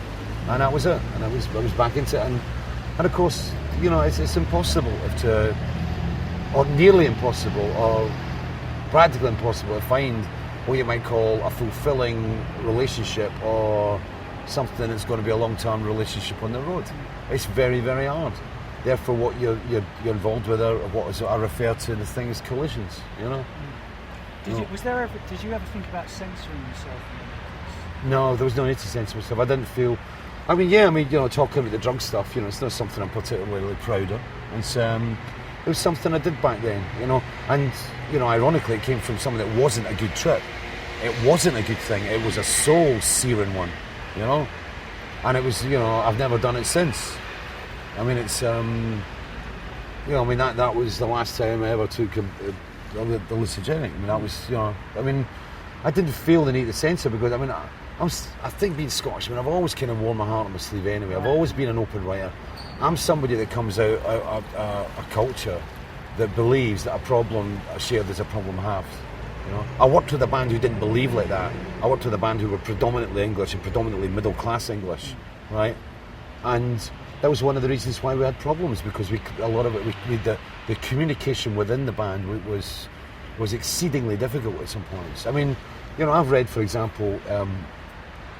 I read there was a book about Marillion and took the whole thing in from where it was when I was in it right through to near present day. And Steve said a couple of things in that book that I just went, what? And it was like, at the time he never mentioned them, and at the time they were particularly important. And it was obvious that from about 1982, 1983 he was harbouring some severe grudges against me that he never let come out. And, if that's where we built a relationship on, then our relationship must have been pretty shit right the way through. And I found that disturbing, and I actually found that a little bit sad, But, that's where I was. The band, when I did say I was going to call the track Kayleigh, said, no, can you call it someone else? I went, no. I said, it's not, it's what it's about. Our name wasn't Kayleigh. I made the name of the Leigh bit up. Her name was Lee, and it was a middle name, and it was a pet name that her father had for her, right? And I put the name together, and they're going, you can't use that because everybody knows it is. I said, you know what it is, but a lot of other people don't. And I said, I'm not going to call it Vanessa or something like that. And I'm glad I never. I'm really glad I never. And And I did come out with a lot of stuff in that album that was personal. You know, I was sleeping about with hookers in Leon. You know, I was doing the same thing in Berlin when we were recording the album. I was a very fucked up person. I was fronting a band that was, you know, coming on the verge of greatness. I had virtually no personal life, no private life. I was in, as I said, I was working in what was really an alien environment. I mean, I was, 20-odd-year-old and I was suddenly living in West Berlin, you know, making an album. This is the other sort of key part of the album, is the move to Berlin. West Berlin was the perfect culture dish to make an album like that. Yeah. You know, I mean, the reason we went there was because it was the cheapest studio EMI I could find, because we'd spent a fortune making Fugazi. And I mean, that was one of the reasons why Trill came out, was because we had to pay back the debt to EMI. And EMI said, well, we can't afford it, so to have a big studio budget and stuff like that. So it's like, we've got Vantsis Studios, you can go and record there. And it was Chris Kimsey was put up for it. And I think a lot of the budget went on paying Chris Kimsey for doing the album. And so we ended up in this wee hotel. It was just round the corner from Vantsis Studios. I mean, it was in a kind of U shape. And on one leg of the U was the hotel. The bottom of the U was the Berlin Wall, and the other side of the U was Vantsis Studios. And it was still, it was before, this whole rebuilding program that's occurred since then. It's completely, I mean, I don't even recognise the area now. But it was, it was the spring. It was kind of winter. It was bleak. It was West Berlin. I mean, you have to expect to walk around the corner and bump into Michael Caine. You know what I mean, or Richard Burton. I mean, it was the stuff of spies, and I loved it. I thrived on it. You know. I mean, you talked about the kind of divorcing yourself. In one way, there was Derek who you were leaving behind, Fish who you were moving towards. Do you think there was an element of Fish that was a sort of a self-fulfilling prophecy? I mean, now, I look at it, and it was a very unhealthy time in my life, and I think I used to kind of isolate this. Excuse me. I used to isolate this kind of Fish thing and go, well, that's what Fish does, and that's what Derek does. But in reality, it's all the same person. It's just a diamond. It just gets turned around. It's a different facet, you see. I mean, someone that I read about in books further on in my life. Like Lover, Warrior, Magician, King. The pyramidal shape of the male character and the male persona, etc., etc. At the time, but it was all the same guy, But I mean, I was just. Do you think there was an element of giving yourself permission to go I think by declaring Fish by declaring Fish a separate character, you invented a kind of a social mask, in which you could,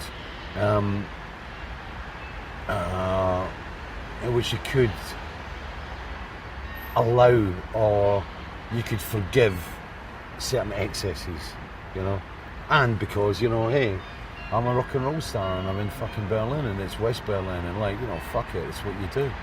So you're playing a role. That's what you guys roll about. Yeah, listen, I've been reading magazines about Jim Morrison and stuff like that, and I go, this is what people do. This is what we're supposed to do. Exactly. Do you think there was an element of this is what I'm supposed to do, so I'm going to do it? Keith Richards, Jim Morrison was like, people go about Gabriel and stuff. One thing I really didn't like about Genesis was the fact they were just so quiet. Yeah. And like the Jim Morrison stuff. I loved all that stuff. I was reading books about the Stones, like the Brian Jones stuff and things like that. And there was, as I said, I was given the keys to the sweetie shop. So does anybody else want them? I think this is one of the great. This is the kind of music Real made. People never expect the fact that they were, it was one of the great rock and roll bands. It was great. It was. All the guys. Don't ever let anybody in that band, right, try and make out that it was moi that was like the only kind of cheerleader in that band. I was only the point leader on certain nights. There were other people in that band that were just as capable of me and going to the same places that I went to. And it's but most of those guys were kind of married and they had girlfriends, and they weren't quite as kind of. I was allowed to do it because I didn't have a relationship, And it was like they used to come out with me and go the big thing at the time was we're going out with Fish to play, and it was they used to love it, And it's like it would be hypocritical of anybody to turn around and make out that it's like I was the only one that was involved with this kind of, you know, the excesses of the road, be it anywhere, you know. And yeah, and I saw. I mean, I came through it, and I saw. I mean, you know, I'm a totally different person now to what I was back then. I mean, I go back to the album. I mean, you know, you come out of the Leon Hooker thing and stuff like that. I mean, yeah, there was a lot of very dark things going on, but nobody was hurt. You know, nobody was getting hurt. There was no violence. You know, it was like it was fun. You know, if there were any damages, they were paid for and they were limited. Most of it was just having a laugh, meeting people, and partying down with them, and sometimes sleeping with them, or like just getting out of it with them and talking. And it was great, and I loved it. But you know, again, back to the album, it comes out of that section where it goes, you know, the habit, the windswept thumb, you know, being on the roads, and that, you know, that whole section is getting late for scribbling and scratching the paper, which went back to Aylesbury again. Yeah. And when it goes back to that section, it goes back into finding the childhood, which is back to Edinburgh. Yeah. And that was Heart of Lothian. I was born with a Heart of Lothian. And that's where you get that kind of, that whole area where you're just kind of standing proud again, going like, yeah, it's me, I'm part of that. That's what I really am, you know? I'm part of that white boy crew that kicks about in Edinburgh, and we're going out and we're going to party hard. And then it's like, wow. And again, it could be the big Texas and the big beat, you know, the big roll of the crowd at the end of it. And I remember writing the next section, because that was done down in Spain. And it was very wall-like, as in Waters wall-like. And I remember doing this. We did this gig in Calpe down in Spain, and this festival, this big bowl, and people never bought tickets. They just stood round the bowl and watched into the perimeter, and there was hundreds of cops. I mean, hundreds and hundreds of cops. They were standing on the roofs of the buildings, around the stage, and all like that. And I was knackered. I was tired. I'd been on the road too long. And I remember going into the toilet, and I remember sitting in the toilet, actually writing exactly like the wall. And there was something clipped in my head a bit. I went, bleh. And I remember writing The Man in the Mirror with Sad Eyes, you know. And that was it was the whole thing about and the man from the magazine wants another shot, you all curled up. And that was the press thing starting to come in. That was what it was like, you know. Yeah, come on, you look great, man. You look wasted. Let's go another one. Yeah. You know? And it's and then it goes for there till like that's the gig over, and it's like bang, and you see it on stage tonight. I mean, the transformation between, you know, basically what's used to be called the first and second side of the album. And it goes into the second bit, which is, you know, the Waterhole, White Boys, that's Partyville, and it's like, wow, heartbeat goes up, bang. Before we talk about that bit, just want to get a little tiny bit on how much the atmosphere of Berlin you think shaped the actual sound of the record. Well, we were recording it in Answer Studios, and Bowie had done the Heroes album there, so I mean, there was and you know, the main room we were recording in was the ballroom of the SS Officers Club. You know, I mean, like, how much more atmosphere you want? Yeah. I mean, it was incredible. I know, you know, we only worked at night. I mean, we were totally vampirical.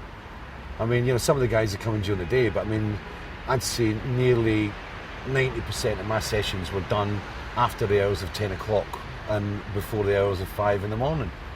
You know? Was that a deliberate choice, or was that just that's when the bar's shut, you fool. It was no, it was. I think, you know, Steve and the guys used to like working during the day. I mean, we didn't, you know, we'd record some of the basic tracks together and put down the basics, you know. But everybody would do the solos and other bits and pieces kind of separately, and we'd go on and listen to each other. But I mean, you know, we tended to kind of leave each other to ourselves a lot of the time. I mean, we'd come in at night and nothing to do. But I mean, there was a bar downstairs, and it was run by this guy called Zigmar, and we used to play dice games and drink Mampa, which was this awful Berlin kind of shot. It's kind of like it's like a kind of liqueur thing. It's vile. The Berliners love it. And we used to just sit down and drink Mampa, and then, you know, go up and do the studio, and then, you know, people would come and visit us, and then we'd stay up late, and then we'd go back late, and then sometimes I'd go back round to the hotel, and then after that, I used to, you know, because we hadn't had any money. Actually, before we went out to Berlin, I was sent in on behalf of the band to the EMI accountant to say, look, we can't live on this. We can't live. Well, I think it was the offer of something like, I think it was like £5 or £10 a day, right, to live off in Berlin, right, when it was a good old Deutschmark. And I said, we can't live on it. I says, you come out and live off this. So anyway, we got a raise. But we got a raise, but it was never enough. And of course, I think I had a credit card at the time, so I used to I used to run myself in horrendously in a debt on my credit card. But there was nothing to do at night. I mean, it wasn't like now where, you got the Sony Centre and they show English films and stuff. There was nowhere showed English movies apart from the American bases, and we didn't go up there, right? I mean, I remember one night we all went in to see Metropolis, Fritz Langer's Metropolis, because it was a silent movie. And I remember it was like, we all walked in and we all got... In fact, it was a really funny story, because we went to some burger joint, and we'd only been in there about 3 or 4 days, and we went in, and somebody recognised us, somebody says, Marillion, autograph. And we said, no, it was the first autograph we ever signed in Berlin. I think it was about the only one, because nobody knew us in Berlin, because it was an island unto itself, right? And I remember Peter Wives got especially drunk at the time, and we were in the cinema, and Pete comes staggering down the aisle. Looks like a good one with this silent movie. Shut up. But it was wild. I mean, there was some really wild stuff going on there. I mean, you could get away with murder there, because I mean, Berlin was an island. It was an island in the middle of Russian-controlled territory, right? And you would hear shots go off at night. You would hear helicopters, going over their head at night and stuff. And you used to get rumours every now and again that the Russians were going to break through and stuff. I mean, there was one time there was actually an American first lieutenant, I think it was about to go home, and he was taking photographs. And he was warned when he was on his. They used to send American units through to the other side. Just kind of like as a gesture. Yeah, you can come across and see what we're doing, and we'll send a unit across to see what you're doing. And this guy come across. He was about to go back home, and he went in a little shed. He was taking photographs of the Russians, and the Russians said, "Stop it, or we will shoot." And they kept it to focus. They shot him. Right.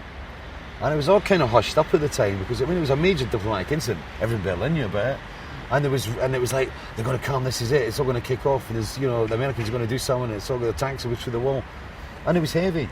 I mean, but at the same time there was this kind of, I mean, the same reason Bowie went there. I mean, there's this kind of beautiful, like I said, this hedonistic atmosphere that was kicking around. Totally decadent. I mean, I remember going out with the guys went to this Austrian bar called Excel's. There was a restaurant, beautiful little restaurant, and a woman that ran it. I mean, she was pretty, I reckon she was at 50 odds, but I mean, you could tell that this had been an absolute wonderful model of a woman, right? And I was sex personified. She ran the place, and we used to go there and eat roast beef. We had this kind of German version of roast beef, and we got there one night, and Mark dared me. We were all drinking Drambuis and all sorts of stuff, and Mark dared me to walk through the restaurant naked. So I went down to the toilets that were down below, and came up stark bullet naked, and walked up and sat at the table, right? And I won 400 Deutschmarks. It paid for my hooker bill that week. It was really funny. It was great. It was, in fact, I walked through the restaurant, stark naked, saying goodbye everybody, and everybody's like cheering. I mean, it wasn't this kind of like security to get them out of there. It was like, yeah, right. Walked to the hotel, realised I'd left my belt in the hotel, walked back, excuse me, I left my belt. And all the little gay waiters are all taking camera shots of me. So there's a bunch of photographs of me naked in an Austrian restaurant in Berlin. But that was what it was. I mean, you were walking about the wall, you were walking about all these kind of really kind of dense, overgrown kind of gothic parks and stuff, and it just fueled the whole album. I mean, it just, the drama was there. Wim Wenders was kind of like, making the movie as we were making the album kind of vibe, Yeah. And then it goes into the, as you say, the end of the start of what we would have called side 2. Yeah. Which is again a very, bang, right, this is us. This is kind of a bravado coming. Yeah, it's a white boy out there in the open. It's like, bang, let's go for it. And again, I mean, there's so many drug references within the album at that time. Because it was the 80s. I mean, it was everywhere. London, Berlin. It was a lot of stuff was going on back then. It was a great time for making music. I mean, it was a really exciting time. I mean, people had budgets. And people were excited about music. There wasn't the competition and stuff that there is today. But I mean, you know, that whole second side when it launched into, you know, the Waterhole Expresso Bongo, which we named after, you know, Expresso Bongo because it was about Soho, and it was like, hey, I'm Cliff, I'm the Black, you know, I'm the new Elvis. You know, it was that kind of vibe. It was like taking the mick out of that side of things, and then it kind of, and then you've got the come down. Right after that, you've got the, you know, it goes. Was this kind of subconscious or planned, the way that every time it does pick up like this, and you almost, you know, the fish character almost gets on top, but it's deflated almost immediately by the next bit of light? Yeah, I mean, putting the light and shade was important to us on the album. I mean, the first side came together really quickly, and it felt very natural. The second side was a lot harder to build, a lot harder to put together. It took us a lot longer to shape it. And but I mean, this is why it worked as the concept album, because a lot of things fell naturally into place. You know, the lyrical concept fell naturally over a lot of where the music was. You know, we were writing it together. You know, I mean, I was going and saying, like, you know, I'm trying to do this, and this is what I'm trying to do in this section, and they go like da da da, and we'd have a blackboard with loads of different bits in it, and they'd all have names like the Joni Mitchell bit or the Floyd bit or something like that, because it sounded slightly like those things rather than being rip-offs, something like that. And I'd go, yeah, that's what we need, that bit, and probably trying this bit onto that bit because I could do with this bit, right? And then they'd play it and they'd see if it would work together, and we'd run it through a couple of times, and then we'd work the length of the section out, and where are we going to go from there? And I always remember we had, like, you know, a bucket full of slow 5 sections. We were always like sackfuls of slow 5s, like just that we couldn't find places for. But in the second side, I mean, you know, there is this weird thing that happens where, as you said, there's an up and there's a down, there's an up and there's a down, you know. Yeah, I mean, specifically, I guess the kind of the shock on the first shock, but the bit that arrests you on the first side is the Leon part. And on the second side, it seems to be the Mylo part, when all of a sudden you have this kind of... Well, the Mylo part, I mean, it seems key in a way. I mean, I think when you get the Waterhole section in, there's the next section, I love someone overloaded to pretend you never meant that much to me. You know, I'm a valiant child, distance, you know, blah, blah, blah. And, you know, that bit, it's Kay coming back in. It's just when you've gone through the Waterhole or you've done the macho bit, then you go straight back into, like, it didn't mean anything, you know? You didn't mean anything. It's like, you know, you didn't hurt me. I'm stronger than that. This is where I really am. Yeah. But in actual fact, you're not. It's not where you're at. Yeah. And then you go straight into, like, strung out below a necklace of carnival lights and, you know, the passing strangers section where it becomes melancholy, right? And then, you know, you have lines like, you know, lonely piece of action from another town. I mean, it was, again, it's just those continual shallow collisions on the road that were kind of, you know, this kind of ersatz romance that you're trying to find some sort of real loving, you know, but you weren't finding it. All you were doing was just, you know, there were sweeties, you know, and then it goes into Mylo, and Mylo happened when we were out on the road on it would be the real sessions when they took us out to North America, and Mark Kelly and I were in Toronto with Paul Lewis, who was our tour manager, and John Mylo played in the band called Rage. He was a drummer in a band called Rage, amazing dude, right? And he was rock and roll personified. He was a real kind of Jim Morrison type drummer character. I mean, he had women for days. He knew. I mean, he had every chat. He was a good-looking guy. I mean, all but. And he went away on his honeymoon and got killed in a car crash with his girlfriend. And it was, the irony was just horrific. But I was in Toronto and we were just about to start interviews, and Paul came into the room and just said, "Mylo's dead." And I was like, "What? This is John's dead?" And I was like, I just went, "Fuck." And John and I were really close. I used to talk to. He was like a kind of guru for me as well. I used to talk a lot to John about how do you deal with stuff, and suddenly I had to do all these interviews, and these people are coming and going, "Hi, how you doing?" Right? And I said, "Well," and I was really, really upset, right? And I was having to go like, "Excuse me, but like, I've just been told that a really good friend of mine's just died," you know. And I was like, "Oh, I'm sorry to hear that. Anyway, can you tell me about that?" You know. And it disturbed me.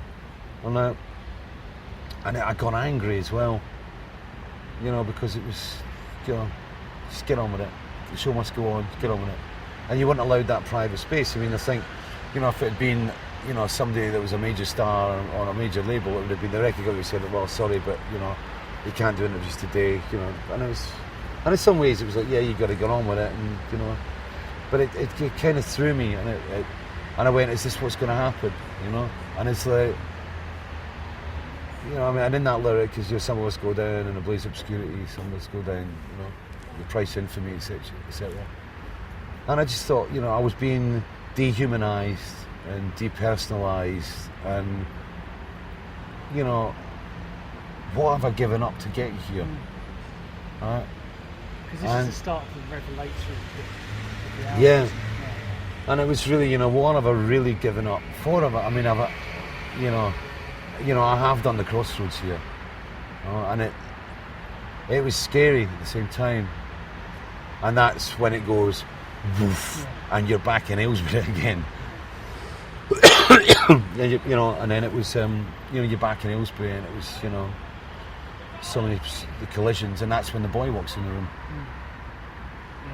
And then from there, there's the other theme that's playing into that is the disappointment of what being a rock star is almost.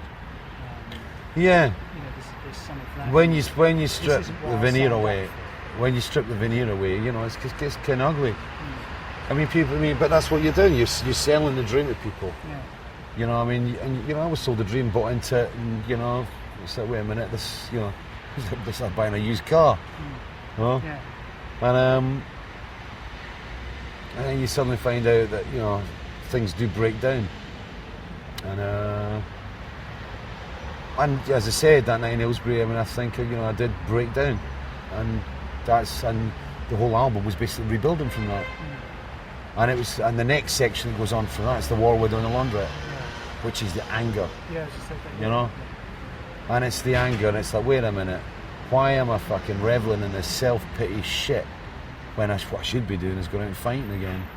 And that's kind of like, you know, it's the kind of the first of the wake-up calls.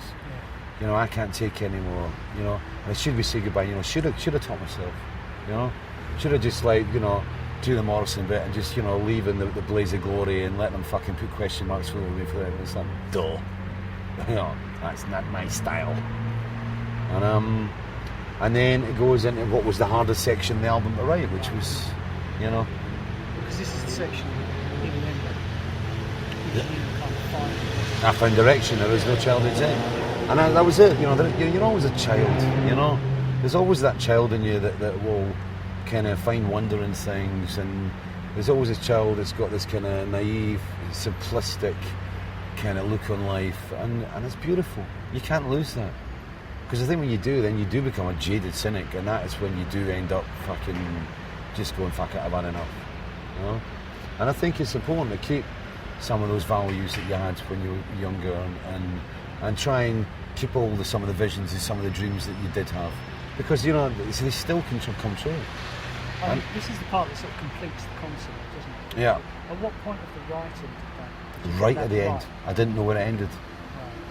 Because I was still in phase 3 in Berlin. Yeah. And that was it, you know, I'm writing, you know, I mean, remember I'd written the Aylesbury section before it, because the Aylesbury section was written after, you know, post-Real to Real tour, right? And then Misplaced, it kind of carries on, and you have these moments of clarity, and I don't mean in an alcohol or drug sense, but I mean, you have these moments of clarity as far as the vision went, where you went, yeah, that's where that section should go. But, you know, I mean, the Wasted section wasn't written in Aylesbury. The Wasted section was written live. It was done as a jam at 3-4 o'clock in the morning.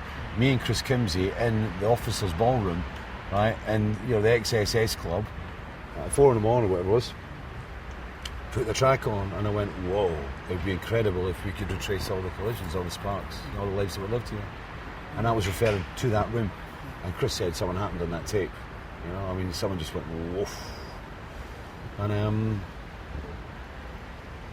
it was difficult because I had to follow up with the next part, which was the breakthrough, which was, you know, the Tommy through the mirror bit. It was the, you know, the big enlightenment. It was, you know, the crossing of the door. It was, And it was hard, and actually I didn't write that lyric until right at the end when I was writing it on the wall, like I said on the U. I was actually on the way for the hotel, and Chris said, "You have to have it written today. We have to finish it today, right?" And I'm writing this lyric on the wall, and it's the hardest lyric on the album is to sing, because it's the hardest one to remember because of the structure of it all. Because the structure of it is different from the kind of singing, the kind of lyrical structure of the other parts of the album, and. But I find it singing it now in 2005. I find it more relevant singing it now, and it makes more sense to me now than it did in 1985. You know, and but it's just worrying because I mean I'm sitting here in 2005, 20 years on. You know, and I mean lyrically it makes as much sense to me. The album, I mean, it fits like an old jacket. I mean, it is like going in the attic and finding an old jacket you wore at. When you were a kid, or when you were a teenager or in your 20s, and you put it on and it still fits and it looks great and it's back in style and it works, And I mean, I'm sitting very comfortably singing Misplaced. I mean, maybe the drama that I've done, the work that I've done as an actor's helped in that, I find it easier to draw on certain things now than I used to. I mean, I am a man now. Back then I was a boy, but I mean, I'm loving it. I mean, it's a great album. I'm really, really proud of it. How much do you think? Because I think people would be interested. It was in some ways. It was all we know is a concept album. It was a concept that was in progress. It was a concept you were living with as you were writing. Yeah, it's a diary more than a concept. How much did this idea that there's a lot of writers say their subconscious mind is so strongly stored in their writing? How much of this do you think was in the back of your mind at the time? Suddenly it was coming out. I think a lot. I mean, I think a lot of stuff. I mean, I work with cameras. I mean, my eyes work with cameras. I mean, people go on about, being, an observationist. I mean, I'm always working and I see things that go like, well, that's really cool, that shape. Or like, I mean, I should have worked in cinema. I shouldn't be working. I should be working in cinema. And the thing was that, I picked up a lot of stuff back then, and I think it did line the subconscious. And when it was triggered that night in Aylesbury, and when it started to go, the skeleton of it all, once the skeleton formed, it was easy to flesh it out. And I still work like that. I still wear my heart on my sleeve to a lot of degrees. I mean, even the last studio album, Through the Crows, had some stuff that was exceedingly personal on it. That had to do with relationships that I've been going through in the last 3-4 years. I guess the other thing we should talk about briefly is the record company reaction to the fact that they were shocked. We've made you a concept. They weren't happy with it. I mean, they weren't kind of. I see they were shocked. Maybe that's a bit too strong. They weren't happy with it. They didn't like the idea of us doing, like, when we said we're doing a concept album, it's like, wait a minute, there aren't going to be like songs within the album, are there? And their big concern was, is there going to be a single? And the first time they heard Kayleigh, they didn't like it. I mean, in all honesty, when they heard Kayleigh, they just went, no, we don't think that's the single, right? And we said, we think it is, and we all knew it was. Steve Rutherford and I knew it was for kick-off. And I used to send these guys across to Berlin to check out and see what we're doing, and they used to come across and like, we used to basically take them out and get them drunk and get them in the control room. Yeah, you want to hear? And there was a couple of times when the guy fell asleep in the back room of the studio, and he got up and he said, "It's a great album." I said, "Yeah, it's a great album, isn't it?" Yeah. And then we delivered it, and they were a bit, and then it happened, and then Kayleigh happened, and it changed all our lives. I mean, I think it made the band and destroyed the band simultaneously. You talked a little bit earlier about this coincidence or whatever of having a future wife in the video. Yeah. Of a song about your girlfriend. How did that actually? What was the chronology of that? The chronology of what? Well, the chronology of like meeting her and Did you actually meet her on the video shoot, or did you know her? No, I knew her before, and that's something. So was this? Yeah. Was this No, she was. No. She worked as. No. My ex-wife was not a hooker. No. But, I wasn't implying that. No, that's all right, mate. The psychology of getting someone you thought was going to be important to you. No, it was. I mean, no. I met Tammy through. a friend of ours who was a jazz pianist who was a friend of Chris Kimsey's, right? And she came along and I just went jink and fell in love. And I think some of the lines in the first side, like the parallel of you. Yeah. I mean, she actually looked like Kay, which, I mean, and it wasn't until recently, till I met Kay, I went, fuck me. I never, because Kay and I split up about a year and a half before I met Tammy. And I kind of forgotten about it in the string of things that occurred at that time. And of course I met up with her and we were looking for somebody to play Kay in the video, right? And I was kind of going, you know, well, we could use Tammy. The band was like, yeah, that's terrible, you can't do that, that's terrible. Right? Getting on their self-righteous little bloody podiums. So, you can't do that. Right? I said, why not? Right? And it was like, so we picked 3 models, right? One of them being Tammy. 3 models. And the other 2 models, one of them went down with some horrific virus on the night before the shoot, and the other one fell down the stairs and broke her ankle on the morning of the shoot. So a little boy was on the stairs, tripping them up. And we went and we pulled Tammy in, and Tammy came in and did it. You know? And then we met, and then we kind of like, she was working as a waitress in a cocktail bar. She was working as a waitress in this nightclub that we went to, and we kind of, I fell in love with her, and you know, asked her to marry me on about a second date or something, being kind of the impulsive idiot that I am, right? Still believing that like it's her, and we got married in 1987 and separated in 2001, and I had a daughter in 91. We're still good friends, you know, but. You know, yeah, we just want to talk a little bit about the ongoing impact of how it's played into the culture of the place. You were mentioning Will Smith has a show about it. Yeah, which I did a bit in. I don't know if you know about that. No. But Will came up and we did this thing. He's got a show that's going out in, I think it starts in April next year, and he does the Misplaced show, and it's about his relationship with the album and how he was a huge Marillion fan. And he phoned me up and came up. We actually wrote and filmed this bit where I obviously played myself. We did this bit where he comes up, pretends to be a writer for Classic Rock Magazine, believe it or not. And he ends up doing we write all these gags out the sign of the records and a load of other things. And I end up chasing him out of the house with these big Japanese swords, right? And we had a great laugh doing it. And I was amazed, you know, and we've all brought up the whole idea of it. And there are so many people that mention it. I mean, I remember being at Medem and I went to a rave.